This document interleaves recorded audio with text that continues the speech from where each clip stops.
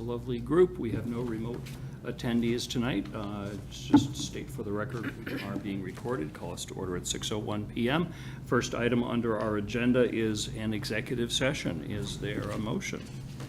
Mr. Chairman, I move the board vote to enter into executive session pursuant to Mass General Law, Chapter 30A, Section 21A2, to conduct contract negotiations with non-union personnel, the town administrator's employment agreement, due to the chair's determination that a discussion regarding the matter in an open session may have a detrimental effect on the negotiating position of the board. Second. Okay, motion made by Mike, seconded by Laura. Any discussion? All those in favor, roll call vote for executive session. Aye. Aye. Aye. Aye. And also aye. Vote is unanimous. We are now in executive session. We will return to open session at the conclusion of the executive session, which might be before 7 o'clock. It might be after. I will make sure to hold public comment until after 7 o'clock in case there is anyone that wants to comment publicly. We'll go from there. Thank you very much. I feel like I'm not dealing with that again.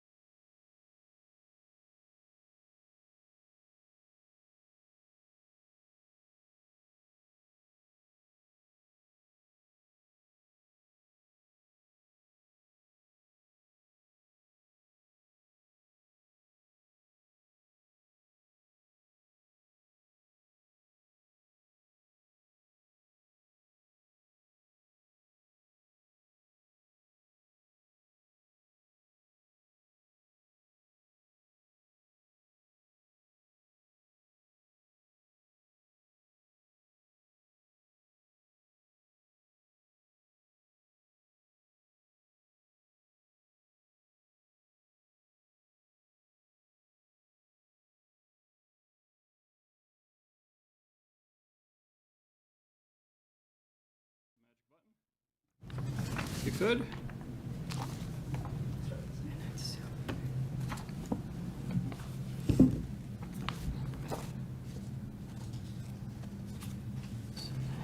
Oh, boy.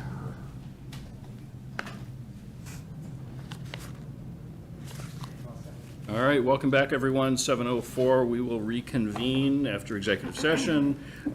First item on our public agenda tonight is public comment. Is there anyone in person or remote that wishes to comment on anything, primarily things not on our agenda? If you could raise your physical or virtual hand, I will be happy to recognize you.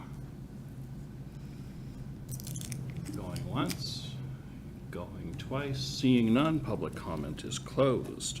I want to interrupt you, Mr. Chairman. Did Yeah. you cover all the readings that we, I know we're not hybrid, but Yeah, we don't have I to just do don't any, want to, all right. yeah, we don't have to do any reading of anything because none of us are remote and we don't have any public hearing where the person would be remote.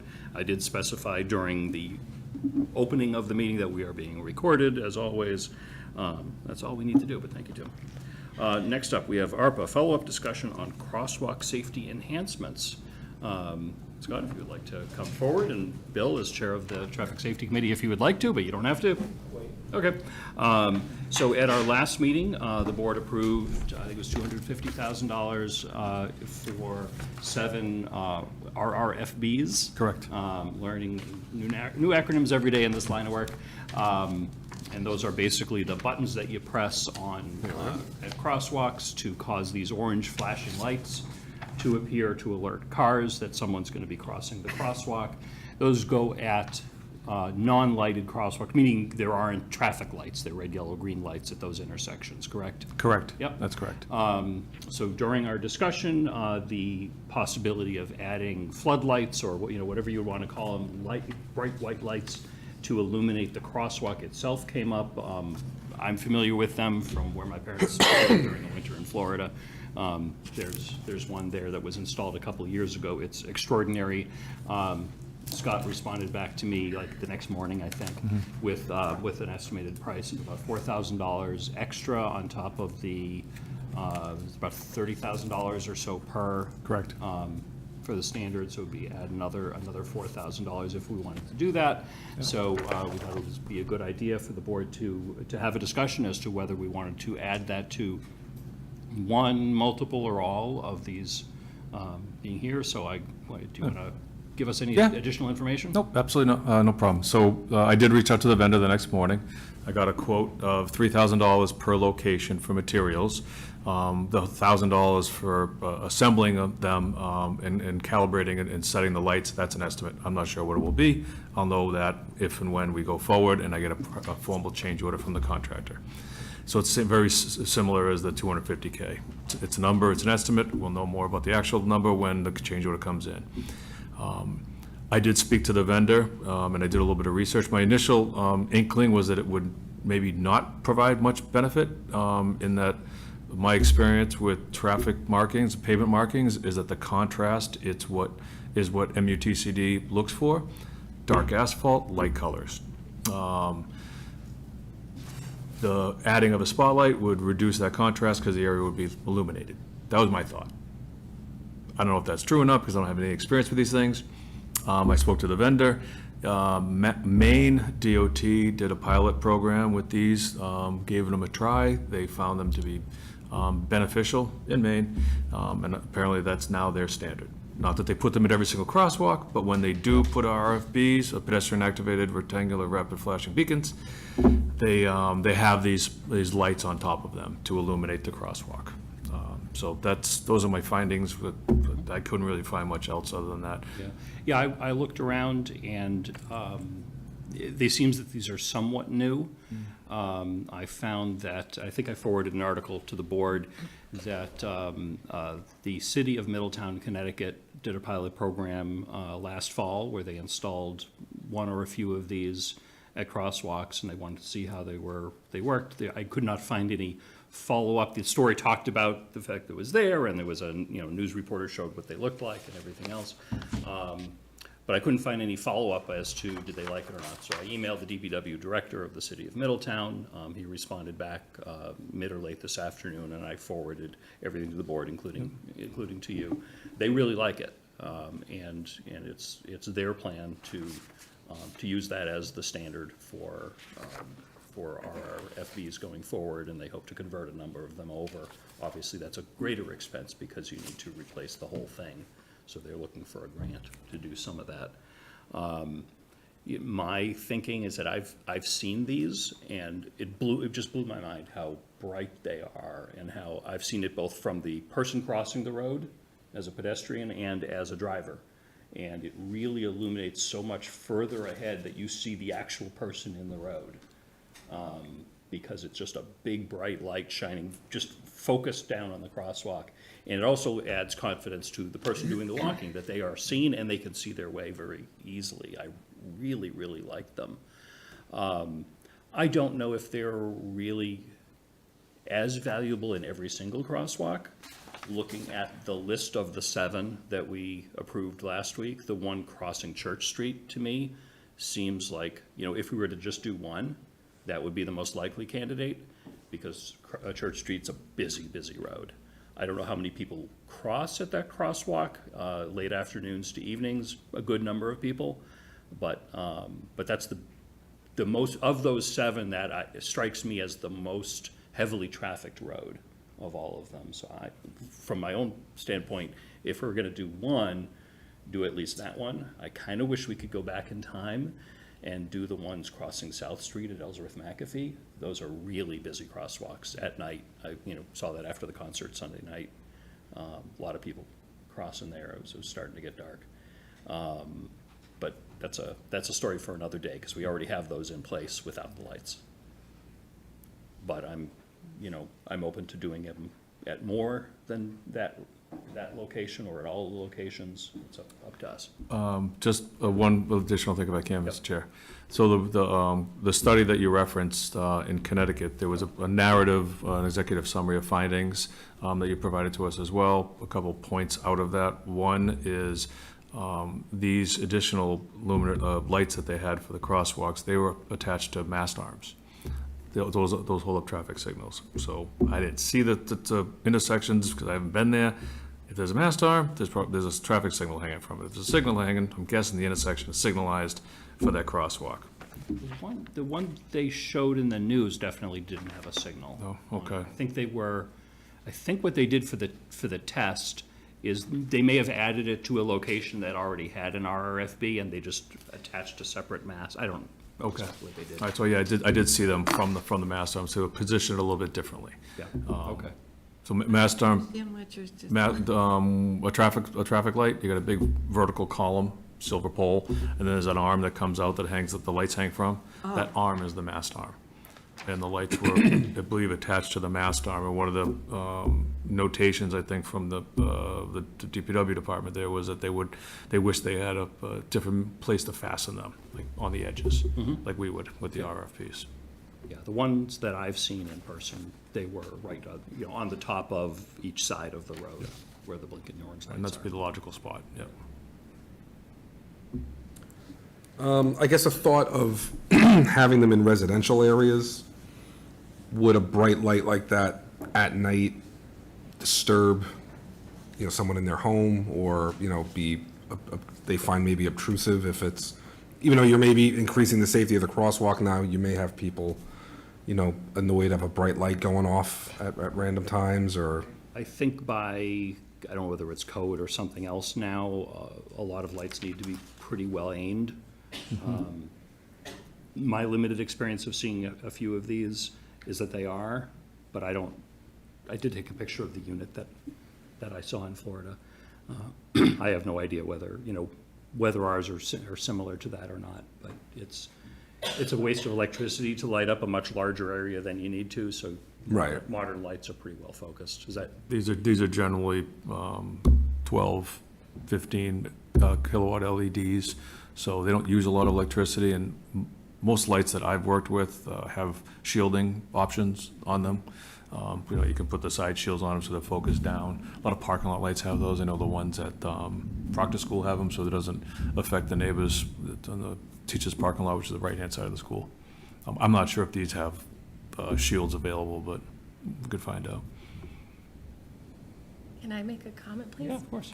So one intersection, I know we were mentioning like the busy streets, at Melican Middle School, that area where cars are pulling in is really dangerous. So if we could focus on that one, because there's so many cars, you can't see children. So at least if there was a beacon that would flash, it would alert, especially the people coming off of Pleasant, that there's a child in the crosswalk. The intersection is very scary for Well, kids. So I You're saying a beacon that would flash. This is So a not a spotlight. beacon, I'm sorry, Yeah. the spotlight to notify. Okay. I don't want something that's permanently lit up, but, Yeah, these just go off, Yeah. when the orange lights are blinking, the white light turns Yeah. on, vice versa. So, yeah, so we approved 2 of the RRFBs at Melican. okay, perfect. Last week, so Yep. it's just a matter of, do we want to add the lights to those? Oh, and I would like to see it at least at the intersection where cars pull in. Because you've got cars The coming from entrance. both directions. Does anybody have There questions? are 2, one at each, one at the Melican entrance, one at the Melican exit. Yeah. One at Lincoln Street Elementary School, one to get across Pleasant Street, and then one down at Church to get across Church Street from Pleasant. With the additional lights? With those are the rectangular rapid flashing beacons. There are no, I don't have an official quote for the RFBs with spotlights yet. I just got the estimate per Okay. set. I appreciate it. Yeah, so again, we can add for about $4,000 per location of these 7 that we approved last week. We can approve an extra $4,000 per to add the lights, to add the floodlight. Can we do it after and see how the new No. version works? No. We'd have to do it now? Yeah. Okay. Yeah. Or you can order a full later too. It's not like you can't order a full set later on. You know, these are just 7 now. We have several locations that we need them.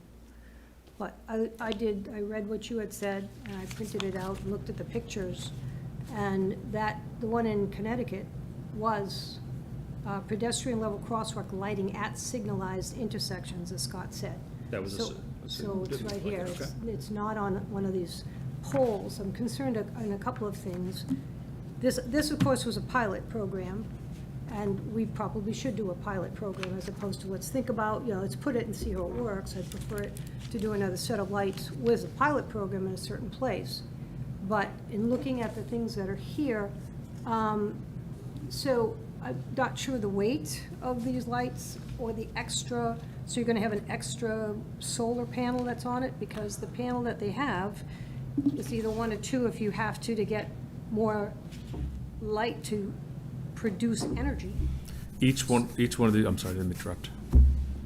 I didn't mean to interrupt. Okay, so what I'm saying is, in some of the cases where you do have some of these intersections we've already picked out, that you have 2 solar panels because of the fact that there's not enough sunlight coming to the source, right, for the RFBs to go off. That's not necessarily correct. Each site is designed specifically for that location. So we give the vendor the coordinates for each location. They do a solar model for that location to determine what's needed.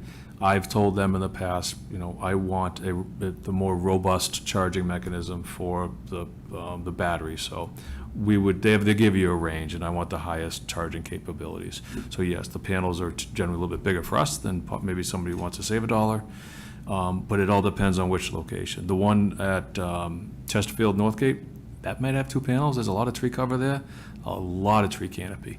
The one over at Melican, that's pretty wide open, especially the one by Pleasant Street. So that'll be a lot different. Plus, we need to orientate them correctly. So just because there's not a lot of trees, well, if it's a poor orientation, then that could result in the need for more panels as well. But the question is that, does this light, the spot, work off of those other panels that are already there for the RFBs, or would they have to have their own?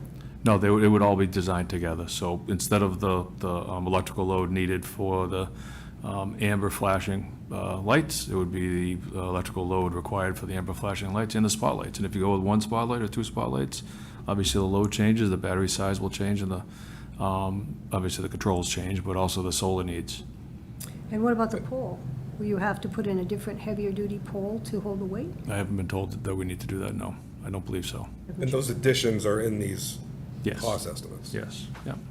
So, all right, so that was the first thing as a pilot program. And our poles, just to be clear, the poles that this includes are our standard 2-inch by 2-inch steel black poles. These are not 6 or 8-inch diameter aluminum poles that you might see for a mast arm or a signal, okay? Those are far more expensive. Those poles are $10,000, $12,000 each. Right. Okay. And then the question of the cost right now, putting on another $4,000, I mean, I'm trying to figure out ways of saving us money and trying things without adding to the cost. So I feel that another $4,000 is close to buying another unit. And if we need so many units, that it would be better to do one more. I mean, I know that the police department has got one on order for their grant money, like a grant money to get another one. So, Solar? for an RFP. Okay. And that might be one that could have, that could be the pilot instead of, because these are more school, with the exception of Church Street. Church Street.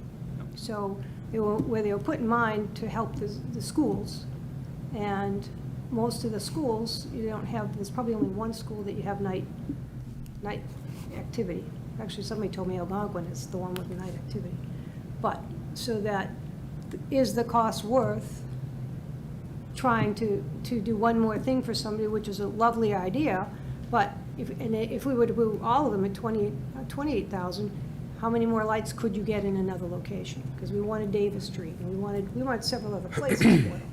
So this, again, is one concentrated area. So we're working on the lights, we're working on the truck restriction, we're working on making that section as safe as it can be.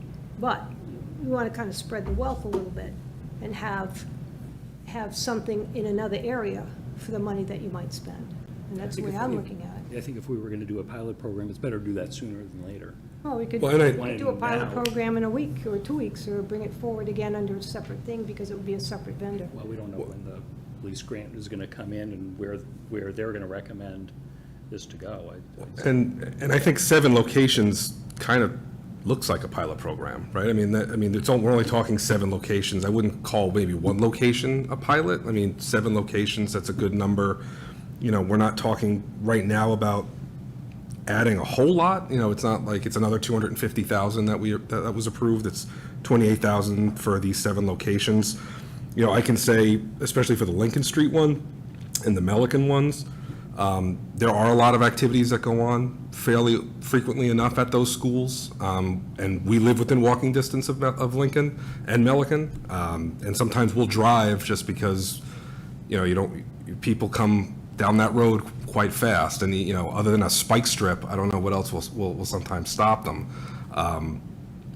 So I think, even though these are school-oriented, I still think they would get use at night.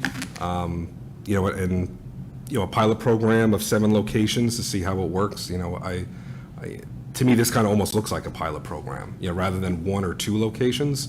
You know, I think this would kind of fit that bill, and we're not necessarily talking about a large expenditure compared to what's already been approved for these 7 locations. Well, I don't agree with that. $28,000 could be used for something else. Right. I think if this proposal came in at $275,000 for these 7 locations, we probably would have said yes just as quickly last week if we had, you know, as 250.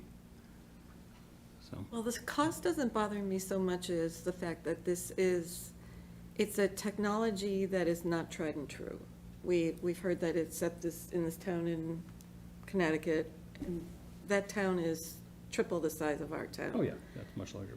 And I'm not sure where in Maine they use them. But before we do anything like this, I'd like to see more research on the lights. I mean, I picture this bright light coming down, and does it distract drivers? I haven't seen them, you've seen them. Yeah. Nobody else has seen them. Anybody else? Not really. We don't know what the configuration looks like either. So right now, you've got a pole, you've got a light, you've got buttons, you've got solar panels. Now you're gonna go up a little higher with another spot, another solar panel necessarily, Yeah, it and looks like another it's this. area of stuff, so that we have the snow, and how is the height? How high does it have to be? Or is it gonna be lower, or where's the light actually placed? I'm not sure. I would think it's right under the solar panels. The higher the better. There's no reason to, I mean, you certainly don't want anything above the solar panels, because that's gonna shade the panels. So I imagine right underneath the panel would be the most appropriate spot. I can find out if they have shielding options. You know, Mike, you're right, a pilot program is this type of quantity. The only place where I would differ is a pilot program is generally more representative sample. So, you know, maybe you grab one on Davis, because that's a neighborhood and it's a straightaway, and there's really, you know, not a lot of activity there outside of periodic, you know, people using the crosswalk, as opposed, I'm kind of, when I'm around schools, I'm looking for people in crosswalks. When you go on Davis, if you're not from the area, you may not even know there's a crosswalk at Indian Meadow. Yeah. So, are these, since we don't know of any town in Massachusetts that has this, are they allowed by the state? I looked through the MUTCD, the traffic, manual uniform traffic control devices. I didn't see anything precluding this. They preclude color inside the crosswalk that's not uniform and dark. They didn't have any indication that they preclude the use of these lights. Is it something we should check with the state before we? Well, the state, the state's not gonna give us any advice on it. It's a town road. We comply, well, my recommendations comply with the Federal Highway Administration. I did do some research under the Federal Highway Administration for some infills in the crosswalks. That was a topic that was brought up in the downtown area to try to beautify it. And the MUTCD had rulings against it because of the contrast, the lack of contrast. So if the determination is these lights don't diminish contrast, I don't see how they would be not allowed. I mean, if Maine DOT uses these, they comply with the same federal regulations we do. And I'm certain Maine would not put something up that reduces contrast, considering their roads turn almost white when they're salting. And they salt quite a bit more than we do, so. I put a picture up on the screen, if anyone is curious. I said I was kind of fascinated by these when I saw them in Florida. So, let's see, I don't know which way I'm gonna go here. Here, that's a close-up. So this is the whole unit. The button, I don't know whether this is gonna be similar or different to what we'll get. This is just the one I've seen. So up at the top here is the solar panel. I imagine that's probably the battery or a control of some sort. And then these are the beacons. And this is a close-up of the top. So this with these 5 LED panels, if you will, is that floodlight. So there's one of these, this exact pole on this side, and then a matching one over on the other side of the road. So this protrusion is the only addition that is there, and it's these lights pointed down at an angle, so it spreads across in the, you know, just towards the middle of the road, and that's about it. Did you say earlier to me that the light from the spot could negate some of the reflective paint on the road? No, my thought was that it could reduce the contrast. So pavement markings are there for the contrast, the drastic difference between white, yellow, and asphalt. Illuminating the area at night, in my layperson's opinion, because I'm not a lighting engineer, could reduce the contrast. What I saw when driving around them is increased contrast between the blacktop and the walkway, and particularly the people in the walkway. To me, I saw that there was someone in that crosswalk much further away as I was approaching in my car than I would have just from the beacons themselves. Anything you can do to improve contrast, improve safety. Yeah. That's why pavement markings went from 4 inches to 6 inches. The standard now is a 6-inch wide line. It used to be 4 to improve contrast. Well, I'd prefer to wait and put it on Davis Street and try another couple of places. because the ones we have now, as you say, it's all concentrated in the same area. Yeah, I mean, I'd like to get started with at least one, if not multiple, of these now. Other thoughts? I love the idea of added safety, but I recognize the need for other intersections. Yeah. Well, I I mean, think, it doesn't preclude us from adding it to other intersections as we add more. right. Yeah, I wish we had the ability that, you know, if we do these and we like them, I wish we could go back and add them retroactively to where we have. It sounds like that's not a reasonable option. But we'll certainly be considering more of these in the future. And the sooner we learn about their effectiveness, Yeah. the better. My assumption, Scott, is that if it turns out we hate these, we get complaints from neighbors or they just don't seem to work, we can pull the plug on the light without killing the whole thing. Literally. Yeah. Yeah, but you're spending all that money. Unscrew it. I think it's unlikely we would do that. I haven't, Right. you know. Right. But if for some reason we do this as a pilot program, and it turns out we don't want to continue using them anywhere, or maybe we don't want them at all of the locations that we put in now, if we do multiple locations, that, you know, we can undo them without having to replace the whole unit. I don't think we would, based upon the feedback both from the state of Maine and the city of Middletown. Right. Sounds like they are very happy with these. I mean, It's if, not, Middletown isn't on our RFBs. That's an RFB. Their thing was on the standardized polls. They're not on RFBs from this Did you watch the video? I read what they sent you. It's written out. Okay. Yeah, I mean, the video and the news link showed what it was. It's an RFB. I'm looking at Yeah, I what- mean, I would just say, you know, to Scott's point, a pilot program would have it in different areas. These are the 7 we have now. They are around schools, which I think is important because there is a lot of night activity around those schools.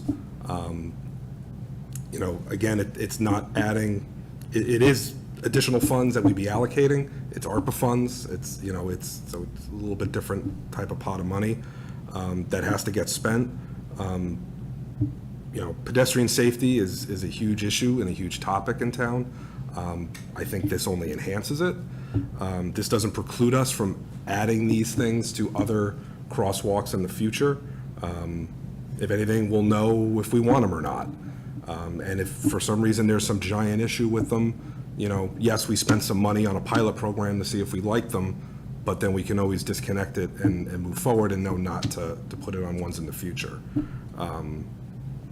You know, Why spend money if you might disconnect it? Why don't you do one and see if you like it before you go spending $28,000 on other things that you could buy with that $28,000? so I would say, because once these are installed, you can't go back. So if we pick, I don't know, Northgate and Chesterfield or something, but, you know, it's really successful, we can't go back and then add it to the additional ones. We can't really go back and add it to the ones we've already deployed. For an investment of $28,000, we can get this added to 7 locations.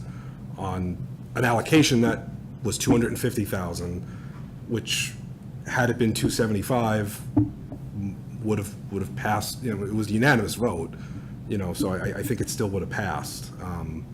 You know, I think it's worth making this additional investment on these 7 locations for the increased safety. You know, it's an LED light, you know, it's not, you know, maybe a big jump in technology or difference. I mean, we're doing geothermal at the new fire station. These are just some LED lights on top of a crosswalk. You know, I think I'm comfortable with this. I'd be comfortable moving forward voting for this.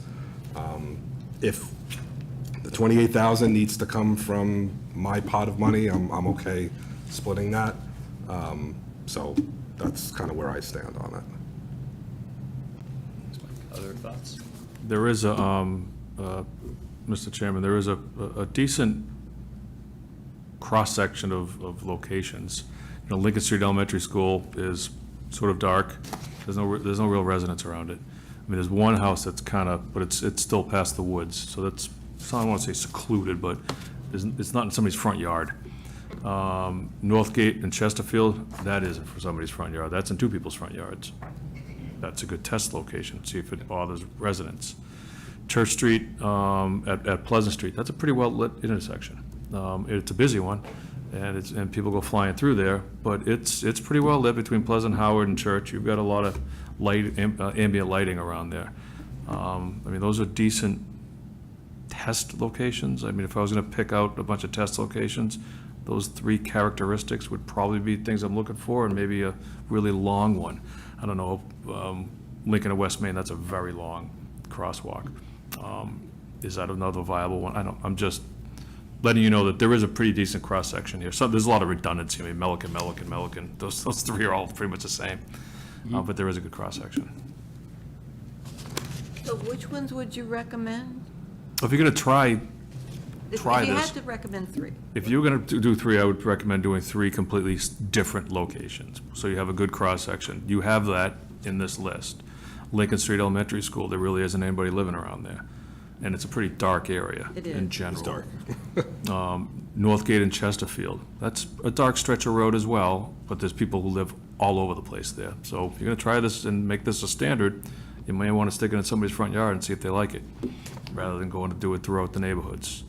You know, Church and Pleasant, anything you do there to make that safer, I'm all for it, but that's a pretty well-lit area. So if, you know, if it serves very little benefit because there's a lot of ambient lighting around it, that's a good location to select for it. It's like putting one in at South Street in West Main. Like, there's more, you get more lighting from the red, yellow, and green lights there than anything else. That place is lit up like a Christmas tree. So I don't think you need any more lighting there. But that's just my thoughts. What about what Laura said about the one at Melican? Melican? I just, that intersection, Pleasant. there are kids doing night activities, just the entrance side of Melican near Pleasant. Yep. I would, but I understand all the thoughts. I just, that intersection has been very, especially because cars come around quickly off of Pleasant onto Lincoln Street. Yeah, and that would be a good intersection one, because the ones I identified were not at intersections. I mean, Chesterfield, Northgate one is, but Northgate's a through street. It's not like that's a stop control or anything. And that is a stop control intersection on the Lincoln Street side. I mean, if we could do a pilot at that, is it the Melican north side or That would be the north one, yes. north one? I would like to include that one.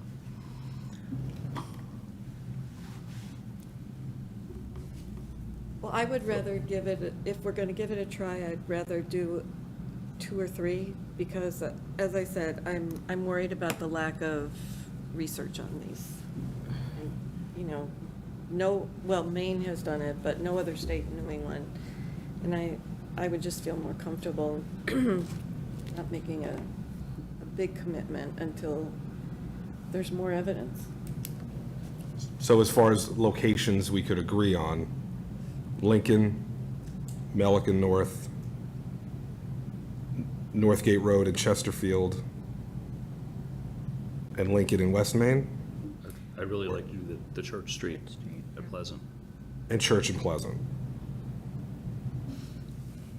So 5 instead of 7. Fine with me. No, 3. 5 or 4?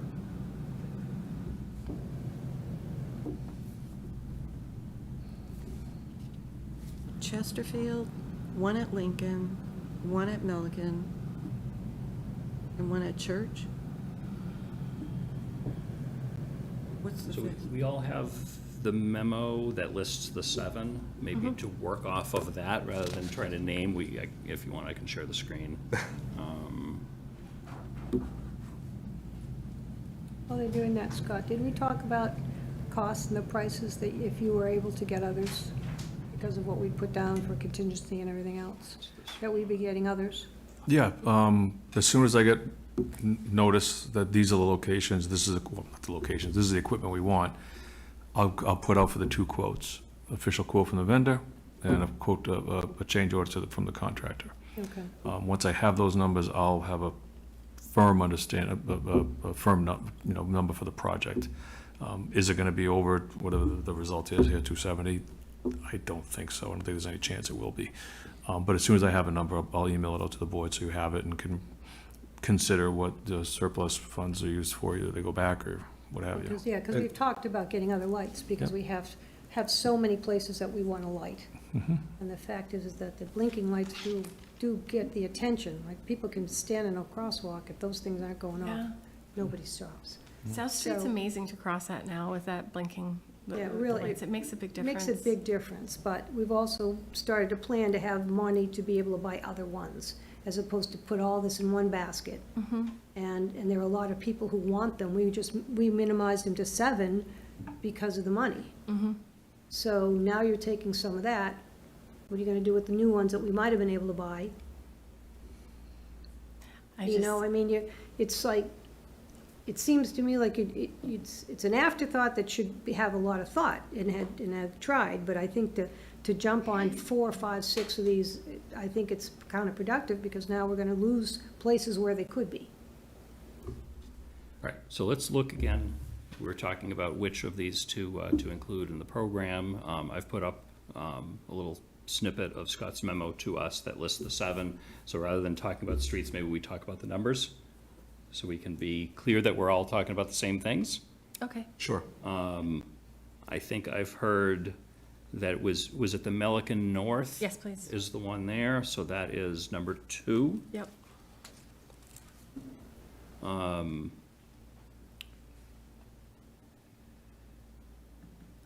Church west of Lower Pleasant was the one that I initially came forward with my concern about.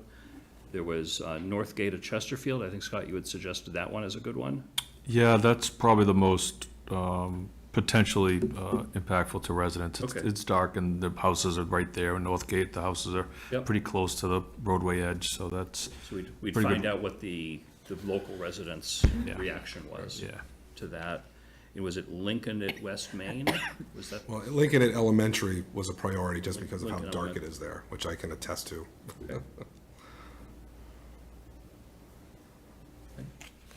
Were there any others that people thought were important to include now?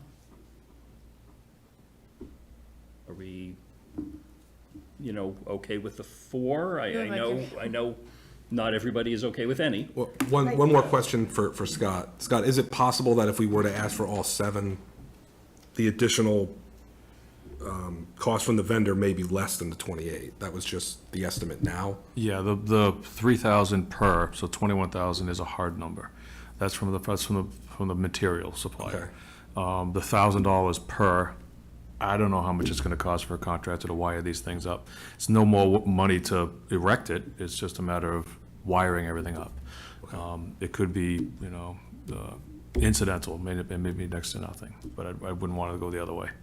Okay, thanks. And I guess my thought is, like, I understand adding more locations, but if this is gonna make the intersection safer, I think we've demonstrated that we want to have safer streets. So if we can make this decision now, it may change how we look at future installations. But are there papers that show us in Florida that these lights have decreased accidents by 25%?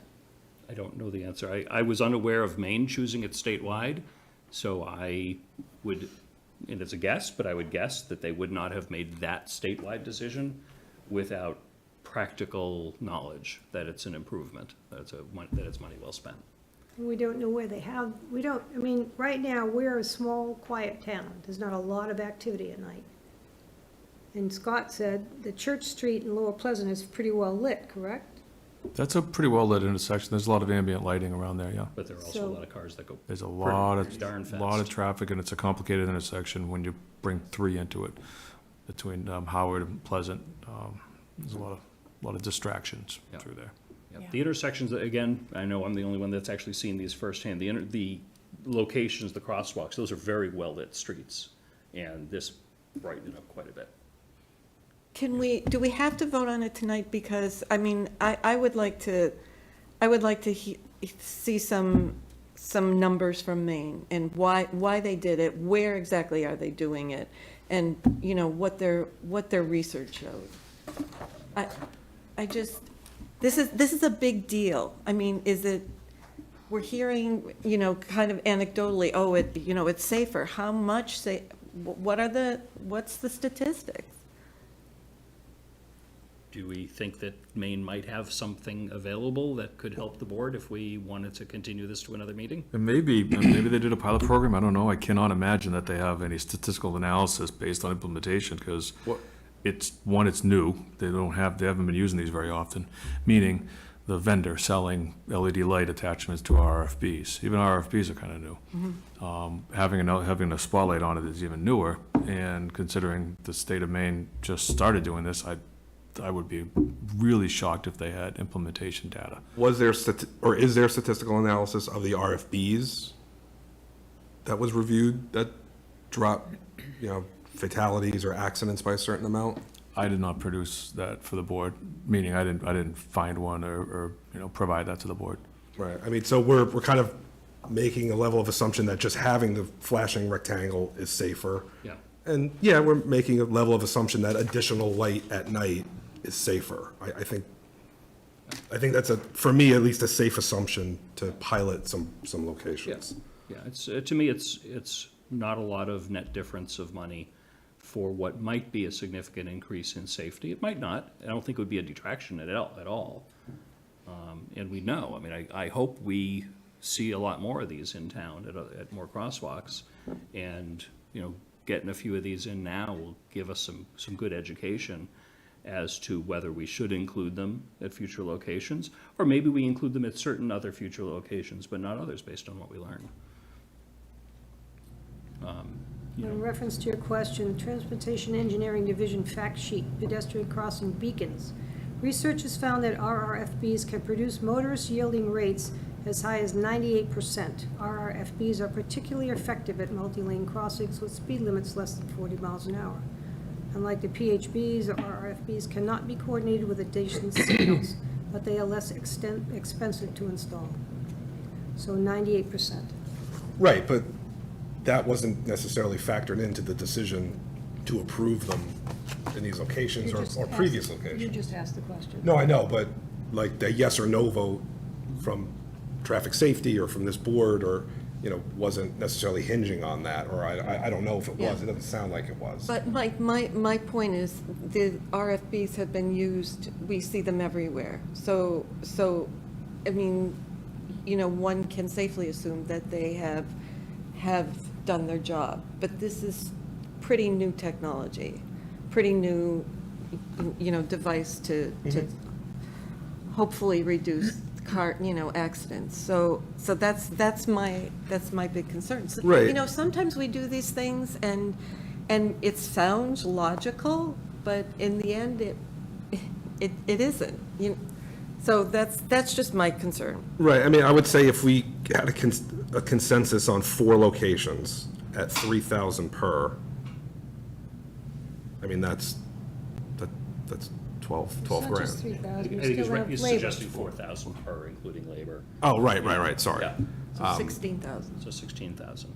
Right. It's not the money that bothers me. It's, I mean, do you think that there's a risk of it being less safe?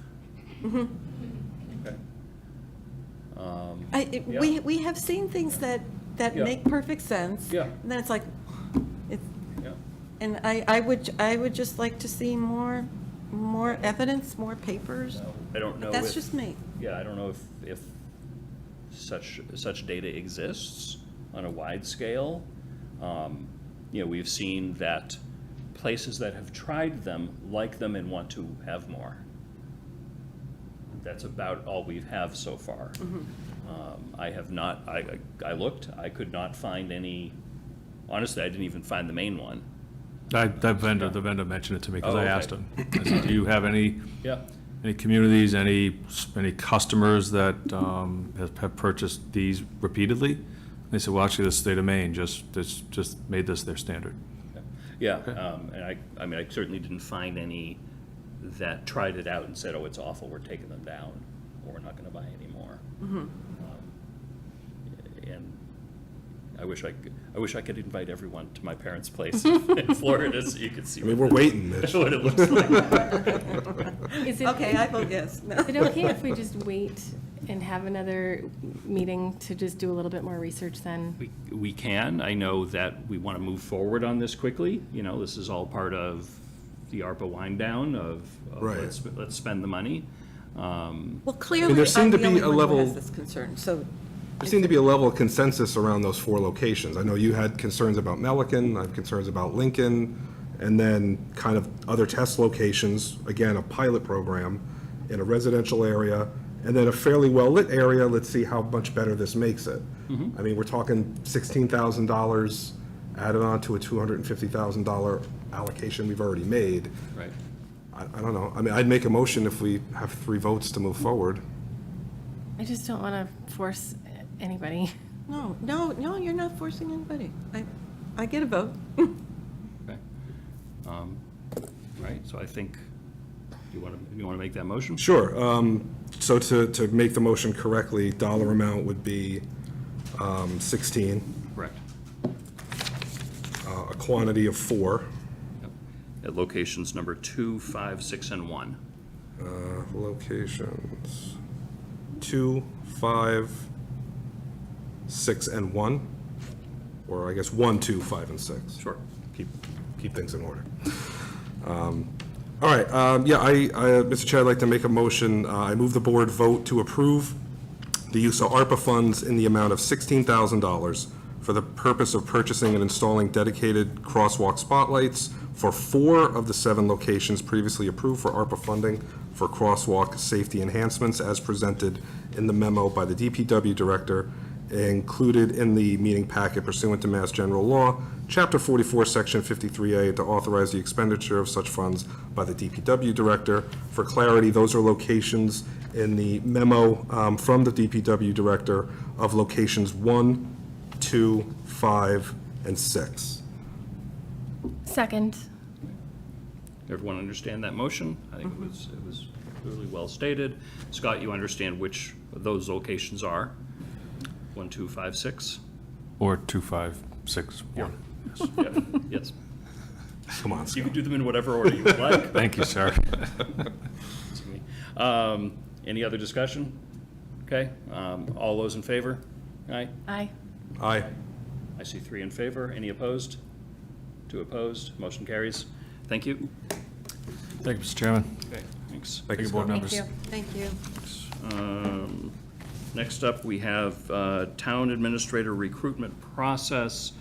The sad item that we have to discuss tonight.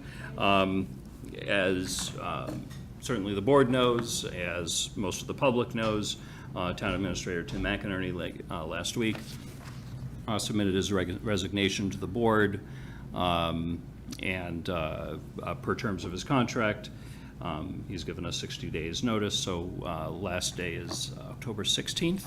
Do I have that right? Give or take a day. Tim, was there anything else you wanted to add on that? No, I mean, I want to apologize to the board and to the community for my abrupt or brief stay. You know, it's purely a difficult, but there's many points of the decision tree that got me to where I need to give the resignation. But, you know, the staff here, I said it in an interview with the press about their dedication and professionalism, you know, Scott, to the police chief, to the fire chief, all the way down the line. I've never worked with a more talented group of people. And as for boards and committees, and this board in particular, the support and direction it's given, it's like no other. So there's no, and we talked about this in executive session, which we'll get to, you know, wanting to be here as a conduit for the new person and kind of foster that relationship and, you know, the status of this community. I'm all over the place here because I'm a little bit disheveled as the fact that I'm resigning. But, you know, the point I'm trying to make is it was not an easy decision to leave. And I'm sorry I have to do it in order to, you know, have, to apologize is to help you guys get another candidate that can be a long-serving town administrator without any interim and any iterative steps. So I want to just be positive, be professional, hire the next best candidate that the board will hire, obviously, but if I can facilitate in that process some way, that's what I look to do in order to, penance keeps coming to my mind for a choice of words, but it's not that. Just to, apologize, it's just heartfelt that I feel bad that I have to depart. But I want to do whatever I can in the next 60 days to make you all successful. And we're on a track. The goals meeting and the financial summit, I think, set the tone.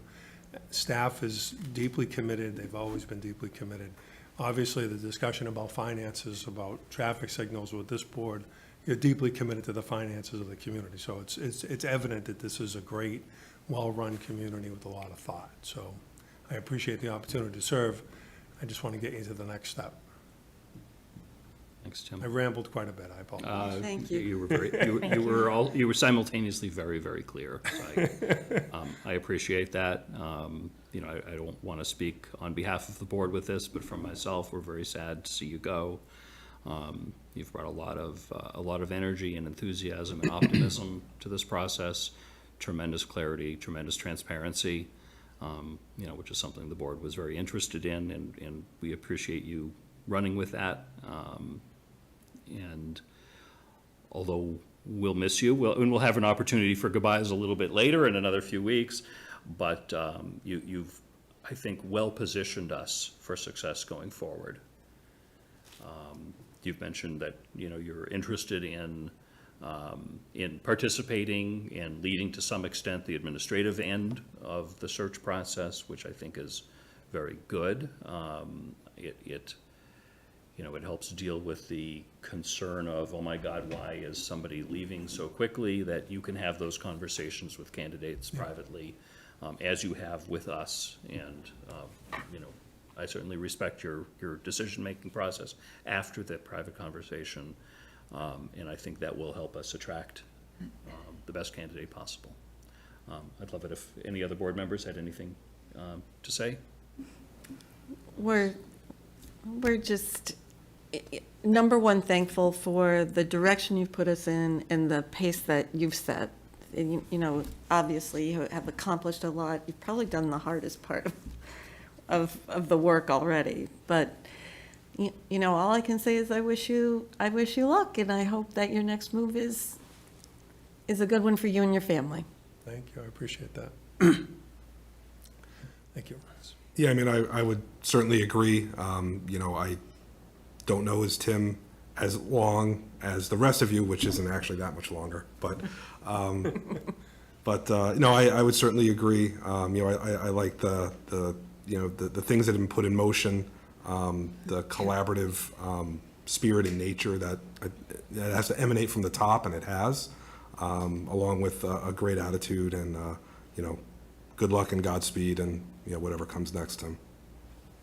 I appreciate it. And Diane can always reach back to me after I go. Oh, yeah. But, to know what we were saying, what we were talking about, where documents might be. We'll know how to find you. I'll find them. Good. I really want to thank you so much for all that you've done. You came in, and I appreciate how much of a focus you've put on transparency and how open you've been with our questions and the projects that we've worked on. I really enjoyed the financial summit and having the opportunity to hear directly from the team that supports Northborough. And I thank you for really spearheading that and just really helping us get a good foundation of where we are today. And I wish you the best, and thank you. Thank you. I appreciate that. I'm gonna have to echo what everybody said. The financial summit was fabulous. I think it's the first time anybody's ever seen the full picture. Yeah. And I think we need more of the full picture to understand these little pieces here and there that are always fiefdoms or siloed. So I think you broke through that, and I think that was a fabulous, and it was done well.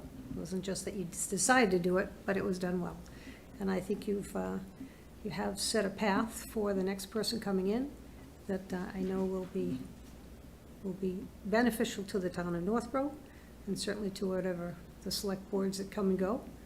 And I do think that we made a good choice when we picked you, and looking forward to carrying your legacy with the next person coming in. And again, good luck with your next moves and your family and all. So Thank you. Procedurally, we, as a board, need to figure out how we're going to conduct the search. You know, Tim has offered to start the advertising for that, rather than forming another subcommittee and dragging it out. Two advantages that I see. One is that Tim can have that personal contact. You know a lot of administrators, you know a lot of assistant administrators, people that have been in this line of work. I think there's a very good chance you'd be able to find some good candidates for us to interview. And it also helps deal with the question as to why you are leaving, which is unrelated, as you've said, to the town, the staff, the board, or anything like that. True. You've got personal reasons, and they're really important personal reasons. And the other is to move it along quickly so that we don't have to be in a process of hiring an interim. This board, you know, has some recent experience interviewing, so I think we'd be able to get up and running once we're at that process pretty quickly. So is the board amenable to having Tim start the process and, you know, ideally bring us approximately 3 candidates to interview, you know, in another few weeks? We'll set Absolutely. that schedule. Okay. Yes. Yes. Yes, Lisa? and I appreciate you, you know, taking this on to help us really make for a smooth transition. I caused it, so I gotta fix it. You broke it.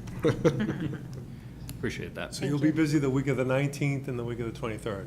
So I already emailed Diane to coordinate with you to set times. Okay. But when we have candidates, we won't have to figure out the schedule, we'll deal with that now. Just, And if there's a gap, Diane will be the person, you'll be the interim. Yeah, I think Sorry, that's- did you say the 19th of September and the 23rd? the week of the 16th and the Oh, week the week of of the the 23rd. 16th, okay. 16. We'll coordinate in those weeks. I thought 18, 19, 25, 26, but if that doesn't work for you. But I want the candidates to be prepared and clear. Whatever dates you have available, they'll keep clear Okay. from the time they apply. Right. Just a detail. Okay, so you'll email the board, we'll, Yes. you know, once you get the okay from all 5 of us that evenings are available, that'll go into that. That's a good idea, to set that up ahead of time. And there 'cause won't be an coordinating that excuse late- for yeah, something. Yeah, It's just- coordinate that last minute was hard. That's good. It's unfortunate we've got to have this process, but I think, given the circumstances, it's the best process we can have. All right. Any other questions, comments, discussion on the town administrator recruitment process? I'll also add, we will be, the finalists that we choose, similar to last time, we will do a background investigation on that final candidate, as we did last time. It's important for the public to be aware of. Anything else there? Okay. Next item is the creation and charge of Select Board Policy Subcommittee. So at our goals meeting a few weeks back, we had talked about one of our high priorities would be to set a policy subcommittee, which is something most select boards have, and to begin the review and here and there addition of policies that are kind of maybe not the most organized policy booklet around, maybe not something that we pay that much attention to, and we should. So I knew that for us to create a policy subcommittee, we needed to have some structure around that, a charge, if you will. As we, you know, when we create other committees, we create those. So since we didn't have one, I went around and I took a look. I found that Wellesley's their charge for their policies, their select board policy subcommittee seemed to mirror pretty closely with the one that we had talked about. So I put that forward as a starting point, as a draft for consideration. There are a lot of other ways to do it, I'm sure. And of course, the policy subcommittee can certainly come back with recommendations for changing their own charge. You know, first thing to do would be to approve whether it be some version of this or something else that somebody had in mind. Certainly open to anything. Following that, our policy is that the chair appoints members of subcommittees. I know both Lisa and Julianne have in the past expressed real interest in that. I'm certainly fine with that. So I'll ask that question again when we get to that point, just to make sure the two of you are still interested in serving, and then you'll get appointed to that. This would be a public body like all others, so you would hold your meetings in public with, whoever is on that committee would choose a chair, and you would decide whether you wanted to meet over Zoom or meet in person and be recorded or whatever else, however you would like to run it, you'd run it. So Tim, does Grafton have a policy subcommittee? No, they might have at one point, or they might now, but when I was there, they did not have one. We started out with all policies were executive policies, and the board voted on everything from the use of a credit card to travel to seminars.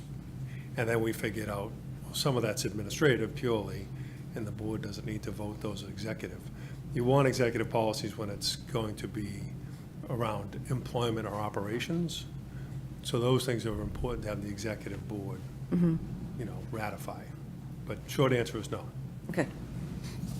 And we don't have to have a policy subcommittee. We can do policies as a full board. Some boards do exactly that. There's nothing wrong with that other than it's a bit of work.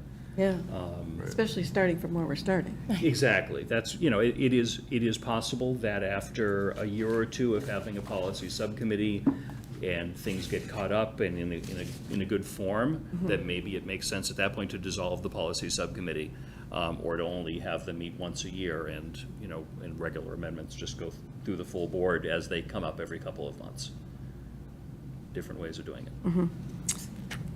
So my only question on, I guess I like the Wellesley model, but this is going to be a lot of work. Yep. And to plan, 48 hours to get the agenda out and all of that sort of thing, it will be a little cumbersome. So is there a way of designing this so it's not an official okay. Any body created by a public body is unto itself a public body. Okay. But you see what I'm saying? This is, if we have an hour here or there, we could meet, but we can't, so, okay.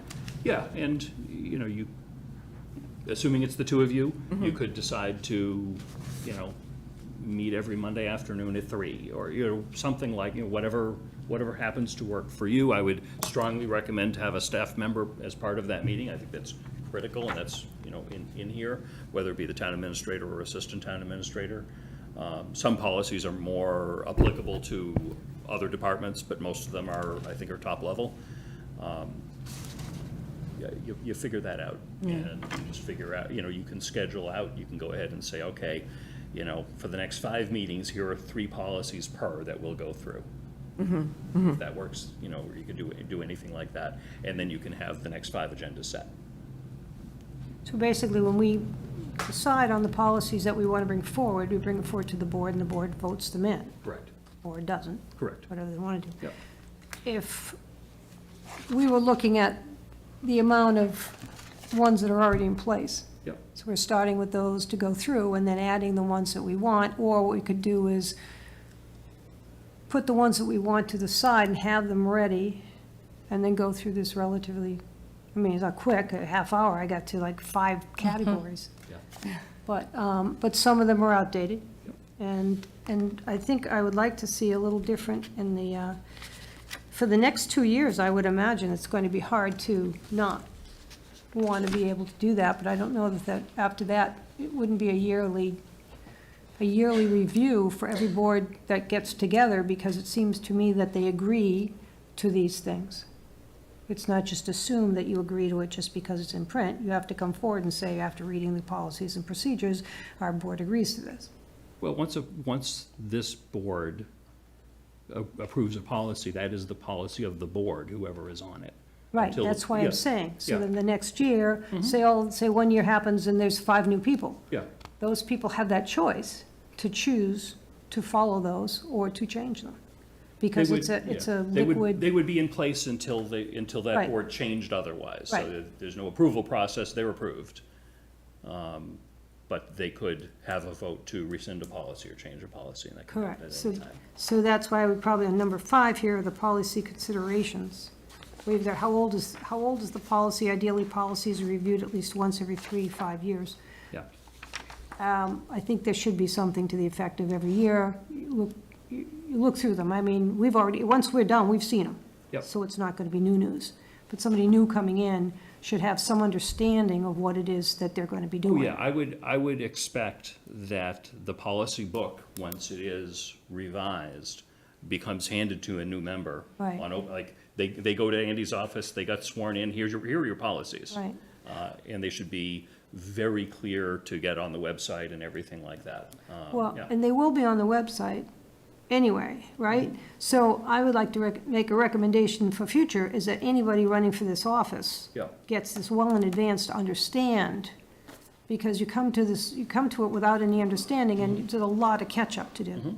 Yeah, makes sense. So, I think this is again like the financial summit, it finally creates a document where people are aware of what they're supposed to be doing. So, I was very happy that this came up as a project for us, but I recognize it's a lot of work. I mean, I've spent hours digging through it. Is there going to be a process for us to, like, share some of the things that have caught my eye that I think would be good for, just, I'm sure you're probably already noticing them. I'm sure well, no, there'll be you a lot of should, I would consistency. think, would you, Well, send us. We should decide that we're gonna do it, Yep. then figure out who's gonna do it. Yep. And then, So the then next. step 3 will be, how do we get Okay. general Yeah, input? so the next agenda item after the creation of this is the existing policy overview and policy subcommittee priorities, where as a group, we can take a very high-level walk through the policy book. Got it. And it's really, you'll go ahead and you'll say, these 4 seemed like these should be some of the first things you should work on, and I'll have Okay. a couple, and, each of us will have a couple. And that's kind of a starting point. And it will be an iterative process. Okay. Because it's a big book. There are a lot of missing policies. Part of that could certainly be going ahead and looking at policy books of other towns, such as the one you worked on in Grafton. Most towns have very organized, comprehensive policy books. Ours are not as organized or comprehensive as they probably could be, and I hope we can get there. And this is just, step 1 in doing that, and figuring out, and it's then your subcommittee, you can then figure out your own priorities, and/or we as a full board can provide direction to that, if we felt that there was something that needed to be worked on right away. I would like to say that, having read through most of this, whoever did this did a good job. I mean, it's, Yeah. There's some weird structure to it, like I forget the one on, whether it be the appointments or public input was, I thought it was in an odd place structurally, but this is something that happens with the policy books over time. It was probably put together, Diane, I don't know if you know the history on it, it was probably put together at some point in a logical way and then Band-Aided on top of. So, in the time that any of us have been on the board, there hasn't been a lot of attention paid to this. So, and I am fine if the policy subcommittee wants to come back and say, we want to completely restructure this. Not necessarily throw out all the policies and start over again, but renumber and come up, and a good thing to do might be to look at what other towns do. And I'd also recommend maybe taking a look at what the school committee does for policies, which are very well organized.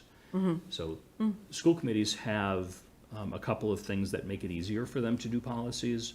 One is that they're all essentially the same under state law, that they have a very defined authority under state law.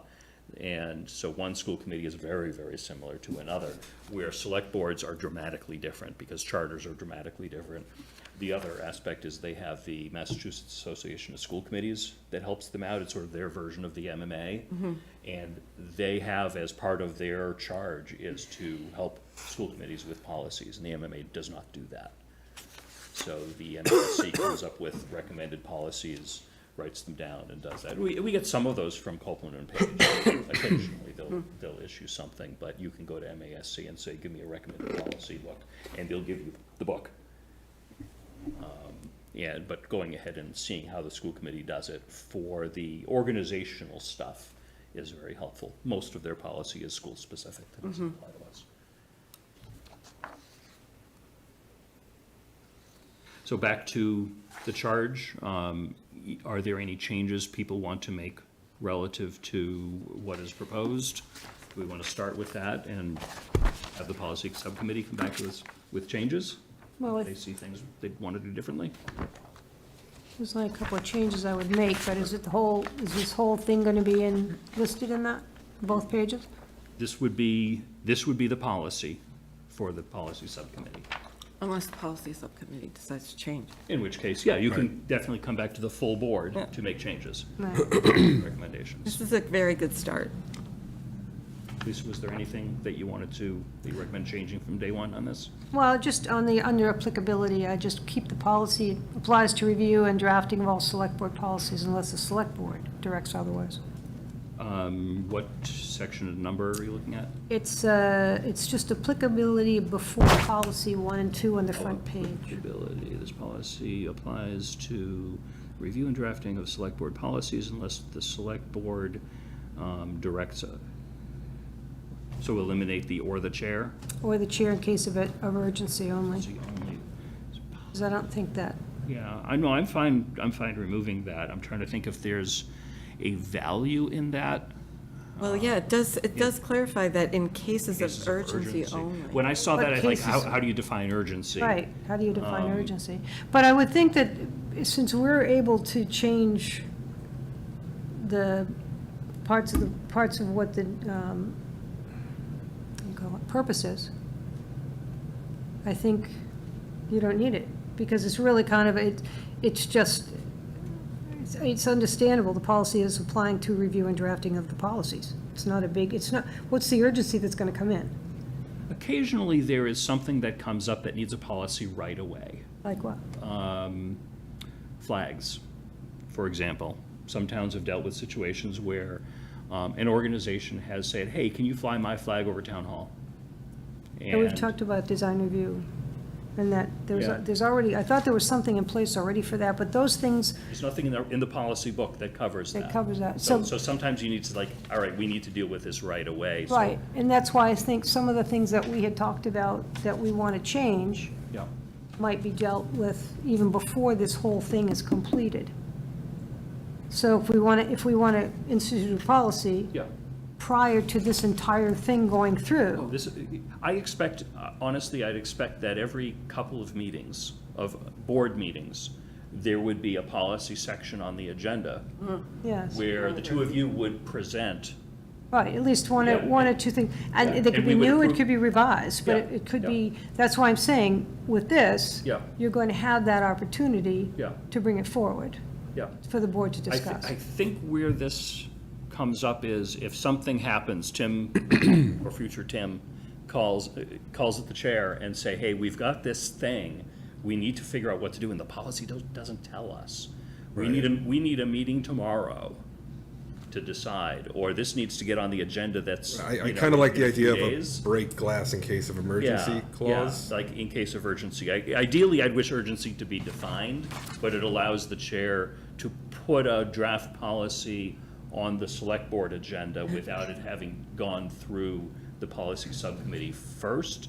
So that's all it does, is put it on the agenda? That's how I read it. Because I wouldn't want you to make a policy. Oh, I can't, no, the chair cannot make a policy. Only the select board can make a policy. Right, it says review and drafting. Yeah. Yeah. Has it happened before where something has happened as an emergency and you had to enact a quick policy? This board has not dealt with, at least in my time here, has not dealt with things on a policy level. We've made decisions Yeah. on things that have come up quickly. I'll bet some of those things may have been ideally crafted to, like, let's make a policy about this so that we don't have that, if the question comes up again, we have it sorted out rather than just the one-time thing. Got it. So I can give you maybe a little example. I remember a few years ago, we decided to use code red to let people know that we were spraying for mosquitoes. And I don't think we have a policy on using code red. That's right. So I just wrote down add policy. Yep, yep. You're right, so that could be something of, well, I think today we're spraying for mosquitoes. You know, in theory, if it was, you know, Wednesday, then the board could discuss, hey, let's send this out. Or we could have, for example, using the code red to tell people about town That- meeting. yeah, We could yeah. have then, instead of doing it as a one-time thing, we could have said, this is the policy. Or we could have said, let's try this once, and then right afterwards enacted a policy. We didn't really do that. That's, you know, in theory, we were a policy board, so we should try to work through policies rather than one-time decisions when they make sense. But, yeah, Lisa, back to what you were saying, only the entire board can vote on a policy. It's really, the urgency is who drafts the first draft of the policy for presentation to the board. Ideally, that's the subcommittee that does that. On some occasions, there may be urgency where really it wouldn't be the chair, it would really be the town administrator that would draft a policy, and then the chair's job would be to put it on the agenda. And that would be only in the case where we needed to review either a new policy or more likely an exception, like a change to the policy that it turns out needs to be dealt with right away. But it, again, has to go to the full board. Well, just that, Or any that inaction. happens, that the two-person decision-making happens a lot, and not just with our board, but other boards, and people are not happy with that. Well, again, we could set up a situation where draft policies must go through the policy subcommittee no matter what, and you can't put a policy on the agenda otherwise, then you don't have the ability to respond quickly to emergencies. Where quickly, I mean the 48 hours that you would have to have. You'd have to have a double 48 hours, so you'd have to, 48 hours to have a policy subcommittee meeting, and then that conclusion, you'd have to sort that out, and then it would have to be 48 hours before a select board meeting, which would be the first opportunity in an emergency situation to approve a policy change. But you wouldn't have it, there wouldn't be any other time limit anyway, because it's the same thing. Well, you'd be able to do something within 48 hours if it was the select board as a whole. Ideally, I'd love a little bit more clarification to what urgency means, and say something that can't wait until the next policy subcommittee meeting. Right. Because we're not on any deadline dates, we don't have to have every third Thursday or anything else like that.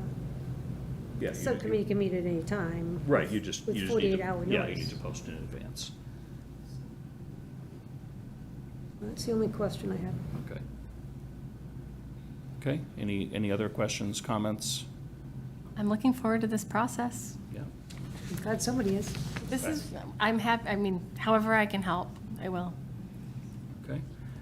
All right, is there a motion? No, you guys are good. Yeah. I'm not stepping on Julian's feet.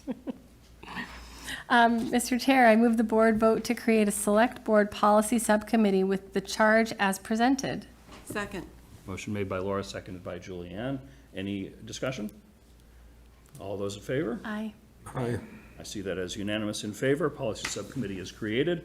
My assumption, Julianne and Lisa, you're still interested in serving on that subcommittee? Yes, but if anyone else feels passionate about it, I'm willing to step down for sure. Is there a term for the policy subcommittee? A year. Said 1 Well, year till according the to next it. election. So my right? thought is, I mean, I'm happy to help out once the framework gets started, because if it's going to take a lot of time, I'm happy to help out, but the organization of this right now is a little bit overwhelming to me. Maybe it's overwhelming to everybody. You've got two things on your plate already. Yes. No, I think you guys are gonna do great. Thank you. Thank you. We'll try. Okay, so I will formally appoint Lisa and Julianne to the Thank you. policy subcommittee. Thank you. That has just been created. Next up on our agenda is existing policy overview and policy subcommittee priorities.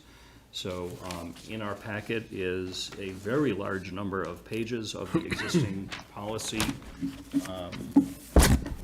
book, if you will. And sorry, I've just got to plug in my laptop.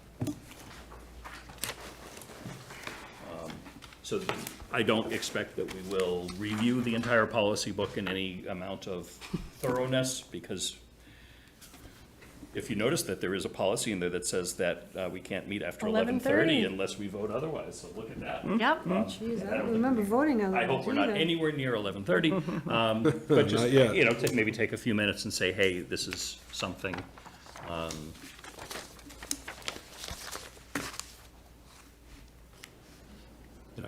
My couple of thoughts, the organization of the policies is sort of a top-level item. How the select board adopts policies is something that most boards actually have, that we don't have right now. Boards typically either have, a policy, except in cases of emergency, can't be adopted until the second reading or the third reading.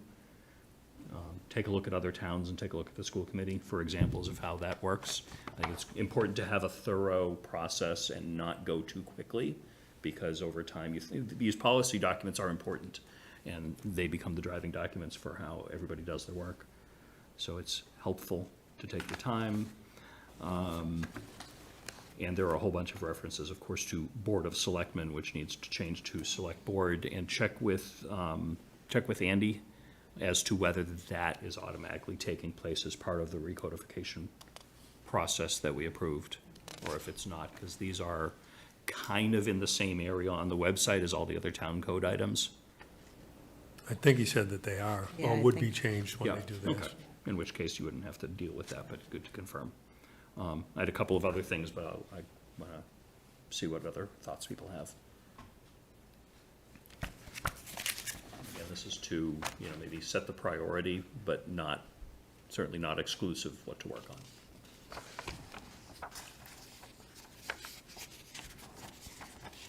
We should do some new ones, probably right away, the ones we've talked about in the Yep, past. yep, there's a lot of opportunity. The appointments policy was updated, was it about 5 years ago? 2019. Yeah, so five years ago, and that was really a complete revision. I thought that was pretty good. It's probably pretty much in line with how we do things, but that's a regular thing that the board does, so it might be worth taking a look. There's a section that's within personnel for some reason on how our meetings are run. Oh, yeah, it's just looking at That is that. completely out of date with how we do all things. over the place. It's, yeah. It Procedures for meetings? Yeah, it was probably accurate at some point whenever it was enacted. And I thought it was weird, it's within the 9-52 personnel thing. Agenda order and things like that is completely unlike the way that meetings have been run for a number of years. Executive session minutes. Yep. Had some quarterly review, which, that's a great goal. I almost think that that's too good of a goal to set, but if we can do it, that's great. There were a couple of things, let's see. I see no one else jumping forward, so I'll ramble unless or until someone raises their I've hand. got so many notes. There was Yeah. just a lot of questions that I Okay. had about how important they were Yeah, in the okay. policies. I liked how there's dates lined up for when we should be notifying the public about town meeting. Is there a central calendar for how we can track that? And some of those dates might not make any sense right now. I would strongly encourage the policy subcommittee, as I said, to work with probably Diane at this point, because she will have a good idea as to how things work now, and then you can make a balance between, is what is in place now what actually happens? Is that what should be the policy? Or is the policy the right way of doing things, and then we need to change the operational structure? Ready to the procedural timetable under F, I'd like to see number 3, 4 weeks before the town meeting, the clerk will advertise by installing lawn signs at all public and owned buildings. That's what you've been asking for a long time. Yep, I like that. In What is advance. that? So to talk about the 14 days before the annual town meeting, what Oh. happens. So we're gonna give them 4 weeks before the annual town meeting, have the information out in different places, but so that it's new news as opposed to, oh, by the way, tomorrow we're having a meeting. I made a note of that. There's a snow removal section for specific businesses in town. I'm sorry, what? Snow removal, yeah. I saw- Page, What did you say? I didn't hear your comment. yeah, it's, Snow removal for yeah, businesses. 9-64-050. I thought that was where they're gonna locate the snow. Maybe I misunderstood that policy. Yes, highway department vehicles remove snow from the edge of sidewalks. located Well, near- that's the downtown, so when the sidewalks get clogged with all the snow, that they're required to make them movable.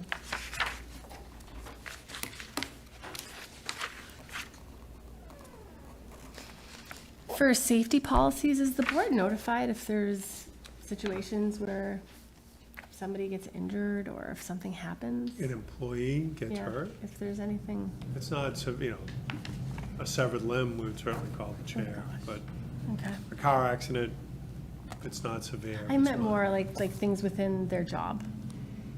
Yeah, well, if they're driving a heavy truck Oh. and they hit someone at a stoplight, something Okay. like that.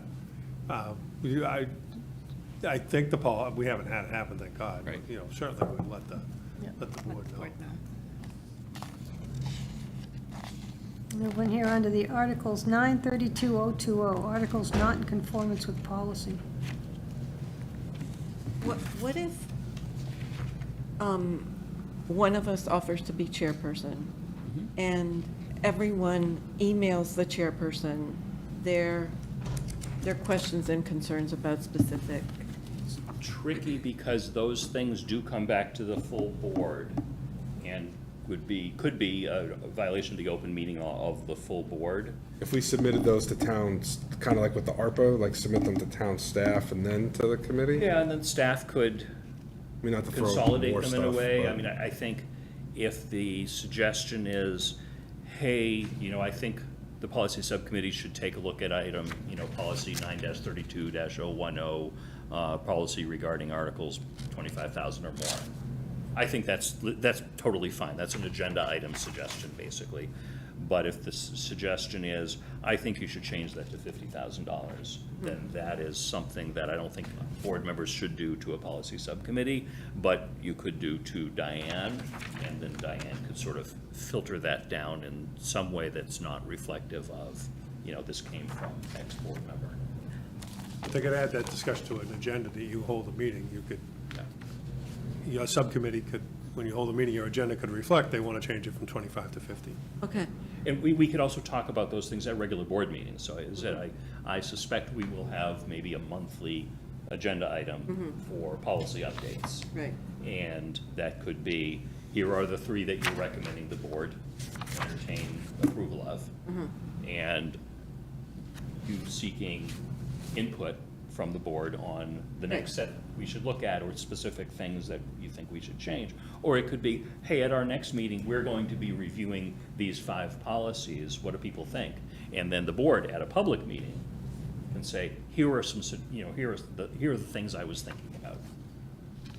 And that's, because that's then an open meeting of the board, totally fine. Okay. Because right now, there have been some good suggestions, and I haven't written them down. Well, luckily, there's a meeting video. True. I always, another policy that I really liked was about correspondence, and it said that we should have an opportunity to review and acknowledge receipt of correspondence, and that's in section 9 dash, it's on page 26 of 57. And if we can get a little bit more clarification in that article about, I don't know, what else we can do there, or if it's just receiving it, I would love to just have, and I think you're doing a lot of that already, in terms of acknowledging when a request comes into our email. I guess it would only be the things, Address to the board, it would be nice if you had an agenda item that just said correspondence at the end. Yeah. Before reports, where if there were a letter from the state rep or from Chapter 90, you could just acknowledge, you don't have to read the whole thing, just say, we see a number of correspondence this week, and just bullet them down. yeah. and- I would love to add that to the agenda, and I don't know if that needs to be a policy, but I really liked that in our, We'd probably redefine what 2 is, and just define it better, and I agree. pardon me? I said it would just kind of redefine what 2 says already. You say you acknowledge the receipt of said correspondence. Yep. And say, at the meeting, at the next meeting or that sort of thing. Or putting it on the section that says the agenda, like what should be included in the agenda, but yeah.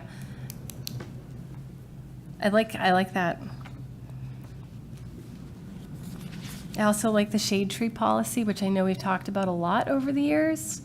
I don't know if, when we're looking at that, if there's a way that if residents wanted to donate trees, if there was a process around that we could put into place. I know that my Girl Scout troop, there's a tree promise that a lot of the Girl Scouts are working on, so they're looking for areas to plant trees.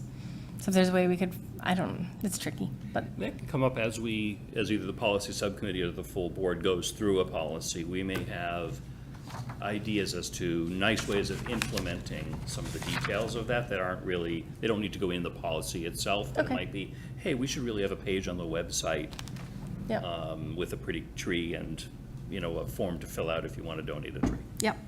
What the cost is and something. Yeah. a dedication, but I like that policy. I hope we can get a lot more activity there. I agree with that. Are there any other policies that any one of us at this stage want to recommend as a priority for the subcommittee? If not, as I said, it can be a frequent agenda item.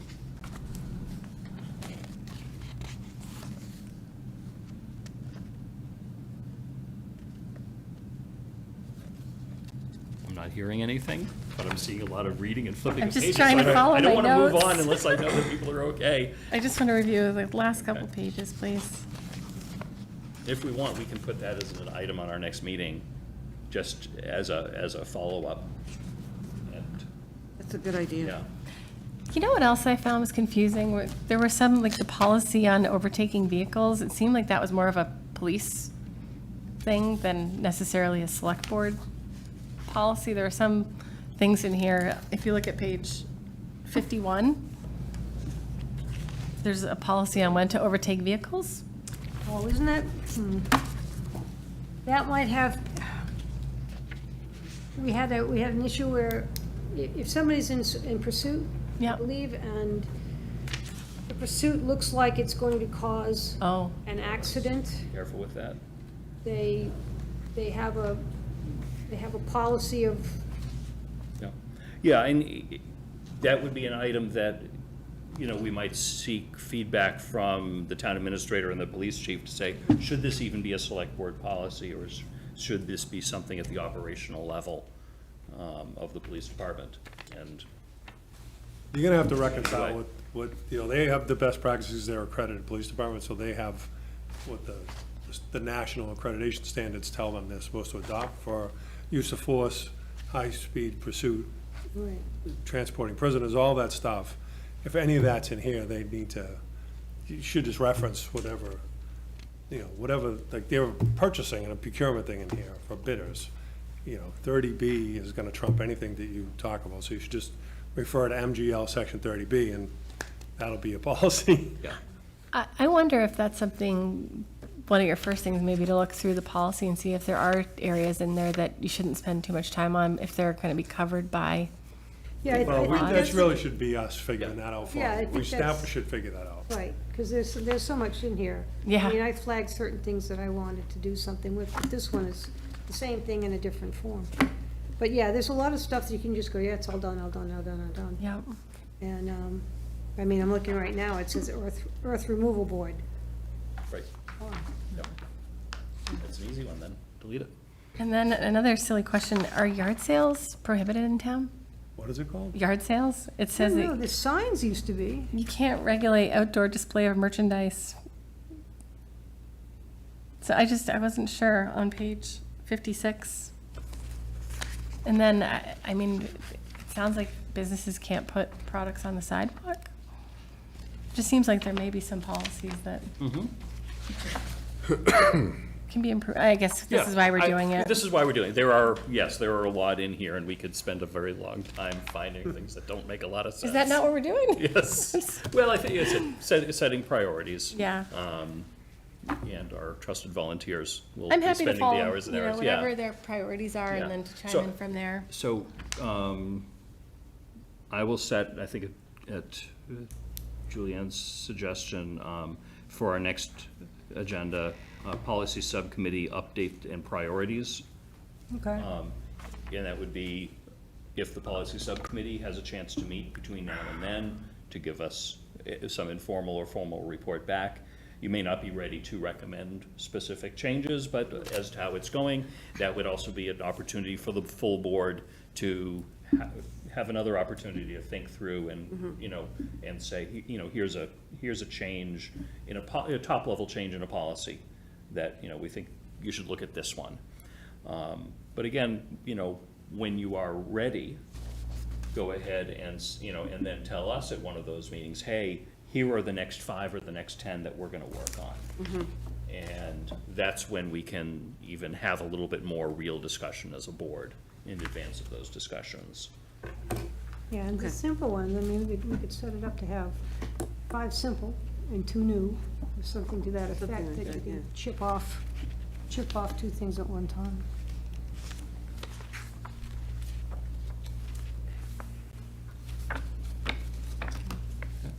All right. Are we good with this agenda item now? I think this is really exciting. Yes, This is a big one. Big one. Next up, we have approval of meeting minutes from the August 1st, 2024 Financial Summit Joint Meeting. You took a lot of information and put them into a nice set of minutes. Thank you. Any questions, comments? I loved the event.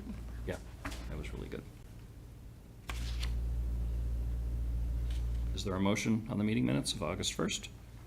Mr. Chair, I'd like to make a motion to approve the meeting minutes from August 1st, 2024, the Financial Summit meeting as presented.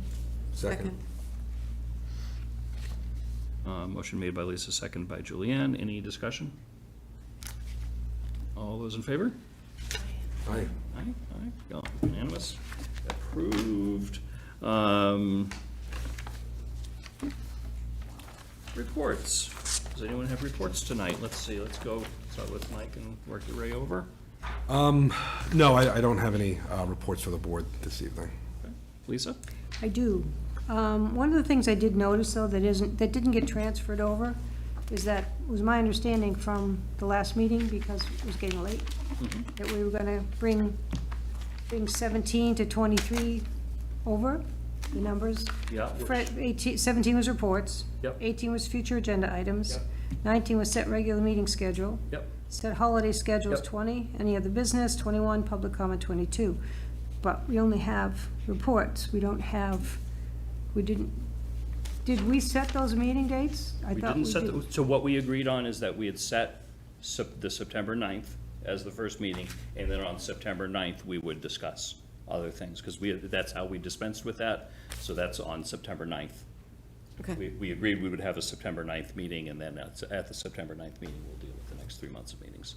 All right, but it's all, the holiday schedule, Yep, so for the holiday schedule, it was suggested that we deal with that at the same time as setting the meeting schedule. So that's why staff's recommendation was to put that off to the next all one. right, but future agenda items should have been on here. I So would if- like to see that, I thought we had agreed to do that every My meeting. understanding is what future agenda items were to list out known future agenda items. So if you look at fall after adjourn on the agenda, there's future agenda items, and those are some items that Linda had on her list that she put down for September 9th. That will become more thorough over time and include further meetings out. So, for example, if there's a poll petition tentatively scheduled for a meeting in October, that'll get on there now, well in advance of it being finalized, knowing that that could move. And that's kind of what that future agenda items are for.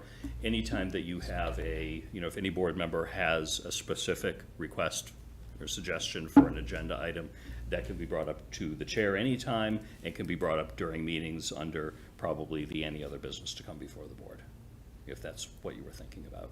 Well, no, I mean, we talked about actually having that item as a future agenda item and always having it when we were at the meeting. For what purpose? For that purpose, if you wanted to bring something up and say for the next, because Julianne had talked a lot about it, having having an item that you want to bring up and get more information on. So Okay. you just finished this meeting. Yep. And you wanted to get more information on it, that you can bring it up by saying that would be under the future agenda items for the following or the one after that. I mean, that can happen anytime with other business to come before the board, but if the board wants to have an explicit item for that, that's fine. Many committees do that. Okay. And at that point, let's just say I suggest something that nobody else wants to hear about. Then I can get consensus from the board and the, no, we don't want to talk about that. Okay. Or they do. So it would be nice to get some feedback. Okay. Maybe we think about, I'll work with you, Linda, on language, because we have future agenda items that are actually future agenda items. Maybe we'll come up with a different phrase for one or the other of those. Okay. Yeah, this is really great. Yeah. Yeah, this was good, and this was a first Opposed to pass. sign. Over time, I think this will get longer as now the staff knows that we're looking for that. I think it's super helpful to know what's coming forward. Yes, I definitely agree. Yeah. And we should probably come up with some language, Linda, on that list of future agenda items of these are tentative and so forth and so on, because they do change. Okay, now for my reports. Yeah. So, in Traffic Safety Committee, being the liaison and some of the things that have come up, these are some meeting minutes that haven't come before us, although I would like to have them come and do a recap of the year, because we haven't done that yet. What they've looked at, what they've made the determinations on, what we can make determinations on above that, whether we agree or don't agree. So I think that's an important thing to have very soon. This was one that I thought was something that everybody might find interesting, is that there was a townwide speed limit reduction that in many of the municipalities that we're seeing around now have reduced a townwide limit from 30 to 25 miles an hour by putting a sign at the entrances of all of the roads that lead into the town. Berlin has it, Bolton has it, Concord has it. I mean, See, that was a Bill couple of had towns. seen several of them as well. And so, that we were gonna, so that we're gonna use roads in Northborough would be impacted by the reduced speed limit and would need signs. So that's something that we're talking about there. And So with, traffic safety is discussing that? yeah, discussing that, and that it was agreed to. I'd asked to have, a couple letters sent to us on Tuesday, and they didn't come. Okay. So that was one of them for that. There's also one about fines and listing fines. So fines, there's signage that showed in other towns, Jake breaks. Yep. This is a fine for Jake breaks. Mhm. Certainly in other towns, well, cities and such. Be sure to this- call it engine braking, not Jake brakes, or Well, you'll get yeah, an you nasty can't say mail Jake from the brakes, Jake right. brake company. It's engine, whatever. But it's there, it says, Yeah. if Yeah. this is done, this is what it's going to cost. Yep. And so we were talking about the fact that perhaps seeing a fine Mm-hmm. might carry a little bit more importance to it than just saying, shouldn't do that in this area. Okay. With the same with the truck exclusions. Since the truck exclusions are hard to keep anybody really following them, to move forward with because they have to come to us and we have to go to the legislature to get fines increased in that case for the truck exclusions. So that we need to write a letter as a board for that increase. Because right now it's 55 miles an hour, Did you- $55. Yep. Did you say that traffic safety is decided to send a letter to us and they just haven't done it yet? Yes. Okay. Yes. We'll just work with the traffic safety committee chair. and So- just make sure that happens, and then we'll. Right? we'll So act I on mean, it, that's yeah. what this is reports, letting you know Yep. that this has been discussed Yep. and we're No, gonna it's move good. forward with that. They have a couple of tests that are gonna be done to be able to perhaps get more heavy commercial vehicles on the roads. And I really like the idea of doing sort of a one-year recap of traffic safety. Right. So I would say the next time that a traffic safety item comes from their committee to us and they'll be coming, we'll add that as an agenda item Okay. also. And just let that committee know that that's gonna Oh, be. yeah, yeah, because I would want their Expected. feedback, in the charge that we gave to them, is that still sufficient do they Right. think there are any tweaks that should be made after they've been working at it for the past year? Right, and when did they start, do you remember? Oh, my goodness, right around the time when we got elected, about a Yeah. year and a half ago? A year and a half ago? I think it was about a year and a half Yeah. ago. Okay, Yeah, so it's- yeah, because it was almost simultaneous with that election. Yep. That the study version of that wound down. Yep. And it was probably around May or June. Yep, Of last year that we made it official. yep. Yeah, and we might have to look for some more volunteers. We've been having some drop-off issues. All right, another thing that I saw in the email is there was a letter that was sent to us, and I'm sure you all saw it, I don't know if you all read it, from the city of Worcester, that was talking about, let's see who it's from, I can't pronounce his name. Etel Haxiaj, who's the Worcester District 5 City Councilor. Did any of you read that? I don't know if I saw that one, I'm Didn't see sorry. any. It was Email hard, from it was hard to get to, because it was a name that we didn't recognize, and I'm like, when I finally clicked on it, I went, oh, Did he get barracudaed? it did not get barracudaed, which I was kind of surprised at. But pretty much what he's asking us to do is to join him and several other areas here to changes to state emergency shelter policy. And he's saying that, looks like Acton, Cambridge, Lowell, Medford, Malden, Melrose, and Newton, Somerville, Springfield. A couple of individuals from those areas have signed on to what he wants to do, which is to rescind what Governor Healy has already put in place, which I think is the 5-day maximum for, So is he looking for boards to vote to do this? It sounds like these are individuals. he's writing, he says, he's writing to us, and he says, last week, many of us joined advocates, legislators, families, renters, healthcare providers before the State House to ask you to rescind the 5-day shelter policy program. Mass is the second most expensive state in the United States. And he's asking the rescinding. So I figured I'd bring this up since it was there and be done with it. I personally don't, I don't want to get involved in it. I think that Maura Healy wouldn't have said that if she didn't have to say it. I think it's a financial situation. We've already heard about a shortfall of $2 million, was it $2 billion in the monies for the state, that they thought they would have enough from the millionaire's tax, and they've got a shortfall. So I think that there's going to be some financial tightening of the belt. Okay. So So I just you're not brought that up. recommending a specific I am action not on that? recommending, I'm not recommending any action on it, Okay. let alone other action. Well, that's easy. And then the other last thing was, there was talk of the EVs and what we are expected to have for EV units, usage units, like we talked about 11 at the fire station. Okay, yeah, we decided on 6 at the fire station. The building committee is. But I thought they were only gonna be wired, not There'll be- actuals. No, they'll be wired for 11 and 6 installed. It's 3 installed, each of them can charge 2 vehicles. And that's to match up with the amount of money that we get from the state. State provides. It's a grant? Yeah, state provides $50,000 per street address for municipal charging stations. And I forget exactly what the costs were, but 6 of them ended up being pretty close to $50,000, which is how we settled on that. Wouldn't you rather have a couple, at least one at Ellsworth? Oh, they can be it's $50,000 per street address. So we can do 6 at Ellsworth McAfee, we can do 6 at the library, we can do 6 at Town Hall. We can Well, do 6 at granted, the fire parking station. is tight there. Yeah, I'm so not, Yeah. I still want to park my Gas Explorer places and have some. I'm not suggesting we do all of those right away, but I know you've been working, I don't know any of the details. Yeah, I'm actually working on a memo for you tomorrow regarding this very matter, so. Okay, Okay. great. So in looking at the document that came through that said leading by example executive order, did you send that out to us? You'll have to tell me more about it, I don't, It's from mass.gov. This is leading by example executive order 594, decarbonizing and minimizing environmental impacts on state government. no, I did not, I don't remember sending it if I did.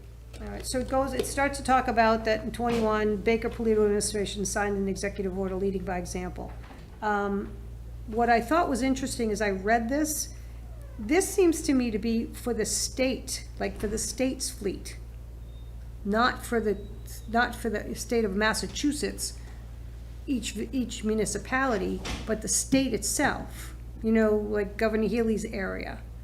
Yeah, just for their own Yeah, operations. this is their own operations. So, and one of the things that I thought was quite interesting in it was that there was one line that talked about the, I'm not gonna be able to find it while I'm looking for it. So it does not apply to any vehicle that transports a person. Like say a police car, an ambulance or something, where you're transporting somebody. It sounds like it's the fleet. Like say you had the car, you worked for Maura Healy, and you were the executive that had the car. It depended on what you did in your activity, whether you were there to bring one person from this point to that point. If you're transporting a body, human, hopefully and alive, you're not required to have an EV unit. So coroners can use gas-powered Yeah, cars. they can, I guess. All right. But it didn't state whether they're alive or dead. They just said persons. So It's getting dark. Yes. But I thought I would bring this up because I personally think that there's times where this is going to be kind of an issue if we try to get all police cars on electric and all, everything we own on electric, just because of the way it has to recycle for energy. I mean, if it's going to be a 6-hour thing, what are you going to do when that happens? If somebody forgot to go and recharge the car? I mean, I think the current police plans are all for Hybrids. hybrid Ford Hybrid Explorers. gas, yeah. So, I mean, I'm cool with the hybrids. Yeah, But there's this no worries me. state requirement for any municipal vehicles to be electric. There are a lot of police departments that are looking at, and I read something very recently on a couple of pretty large cities. There's one in California That have gone all electric for all or almost all of their patrol cars. That gets tricky because of how much time it takes to charge. Right. So I spoke with a police sergeant in Westboro about a year ago. There was an EV Expo in Westboro that the Sustainability Committee there ran. And they have one electric vehicle that's used as a sergeant's car.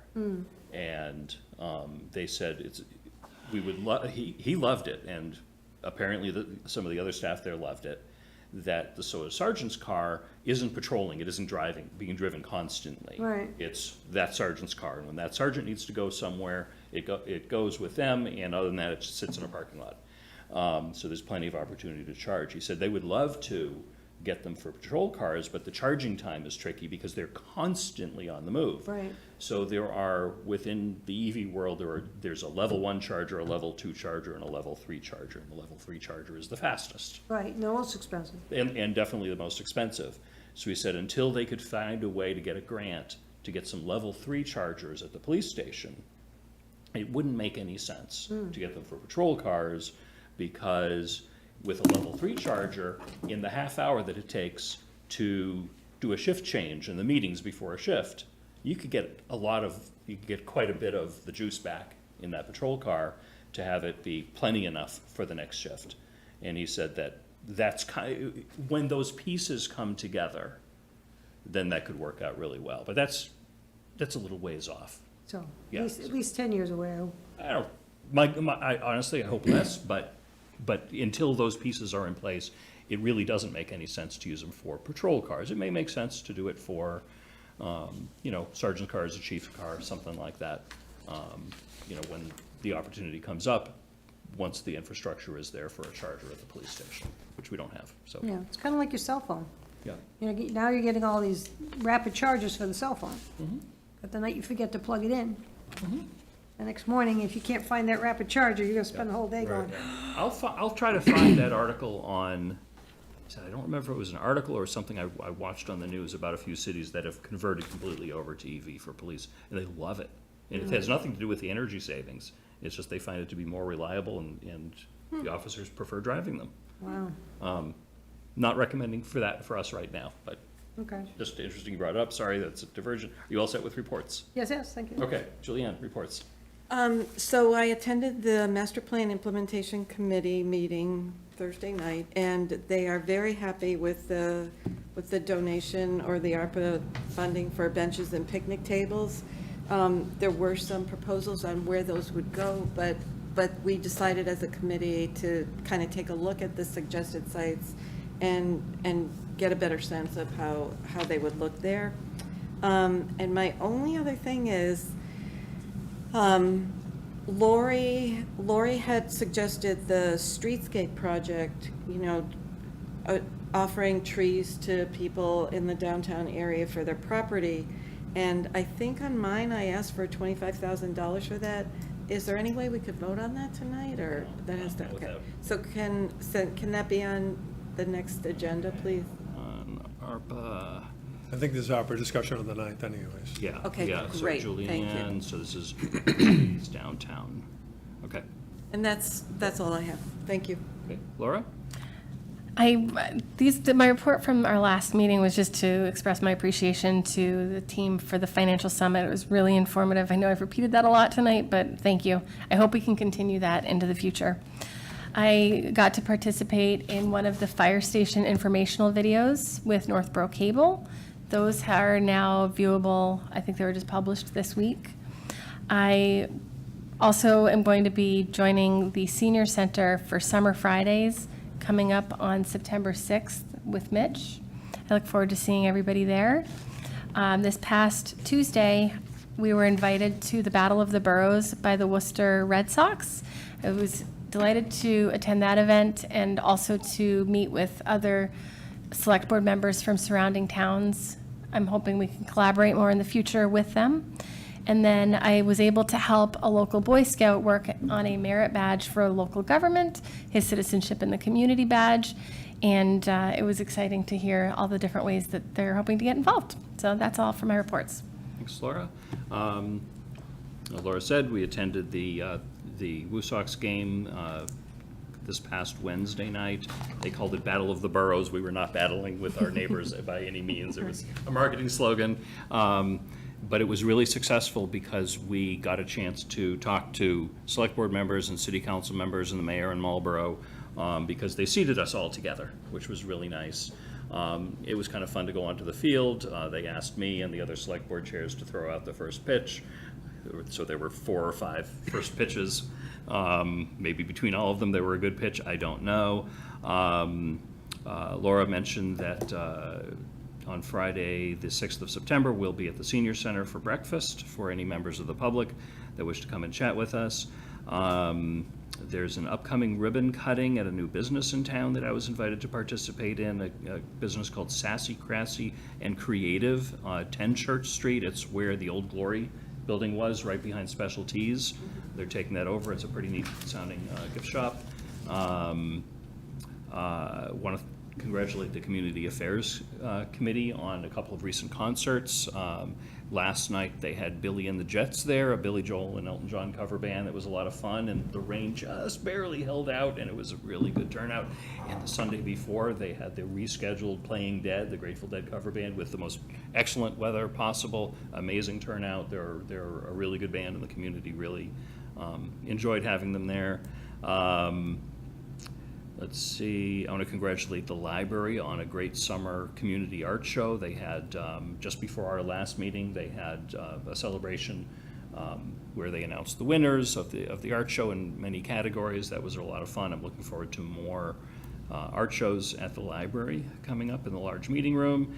And I want to congratulate town resident Savannah Staples on, she released an EP. She's an excellent local musician, just graduated from Algonquin, gave a really nice concert at Trinity Church a couple days ago, and is going off to college, and I have a feeling we're going to be hearing great things from her in the future. And that ends my reports. Any reports from Tim? I have 9 items I'm not going to cover with you. I'll send them in writing to you tomorrow. Okay.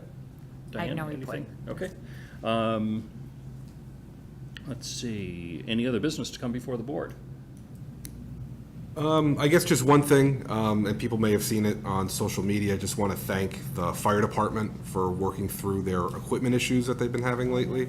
And thank you to, I believe it was the Maynard Fire Department, for lending us their backup ambulance. So, thank you to Maynard and the Northborough Fire Department.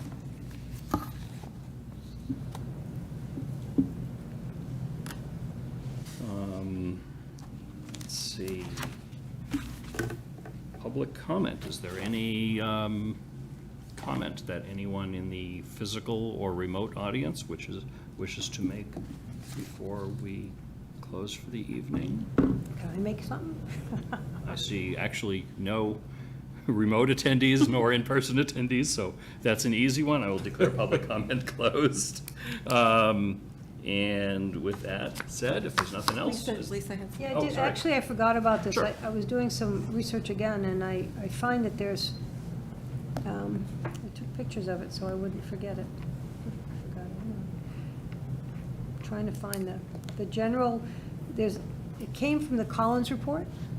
Did you read that? So the Collins report, I don't know, gives us something, what's a quarter? And so there's funding, or there's a grant for certain things. Okay. And, hold on. Some of the things that you can, I believe, because it didn't say how you got the grants, it just said some of the things that they're putting in. So there was a grant for what Andy's doing, recodification. There was a grant for that, you could Okay. research. There was one for site cleanup. It says complete a brownfields inventory so that the community is aware of the all abandoned and underutilized properties in order to move forward with plans to assess, remediate, and redevelop these properties. Engage the regional planning agency and/or DEP statewide brownfields coordinator on developing plans to assess, remediate, or redevelop. We have 5 that are listed in the DEP thus far. Okay. So that's kind of interesting, because again, if there's any grant money, this is kind of the time now to, because it started today. Okay. 16. Might be worthwhile maybe for you to email Tim and Diane with the thoughts as those grants, and they Did it can. come from the Collins Center? Yeah, That's where they usually take money, they don't give money out. I know, it's They kind of might just be surprising. talking about grants that are Yeah, all available right. from other I didn't organizations. see it, yeah, it I certainly didn't said see so, that- so we'll see if we that can memo. get some of it. Yeah, it starts out, it says grant alerts, August 19th. Massachusetts Community Compact Best Practice Grants open today. And then best practice program begins. New this year are grants for municipalities seeking to improve or create a charter and/or to review operations of organizational structures. Other eligible projects are outlined in the link below. So they had quite a few things. I'm like, I don't know how much, but Oh, if it came today, I didn't get through all my emails today, if it Okay. came today. I still got a couple left. I thought that was a very Yeah, no, that's interesting, good. Good to know. I would, yeah, if you want, because I don't think I'm on the mailing list for the Collins Center, if you want to forward that around to the board, all right. that way we'll all have that, include staff, of course. Sorry, I forgot. Okay, that's all right. Anything else before we adjourn? Motion to Oh, adjourn? wait a minute, wait. Oh, Thank you for the pizza, Tim. yes. Oh, now the public. Ice cream will- next week, Lisa Maselli. Ah, No quizzies. Now the public knows we eat poorly before meetings. All right, All right, I'm done. is there a motion to adjourn? So moved. Second. Motion made by Laura, seconded by Julianne to adjourn. All those in favor? Aye. Aye, we are adjourned 9:06 PM. Thank you very much, everyone. Thank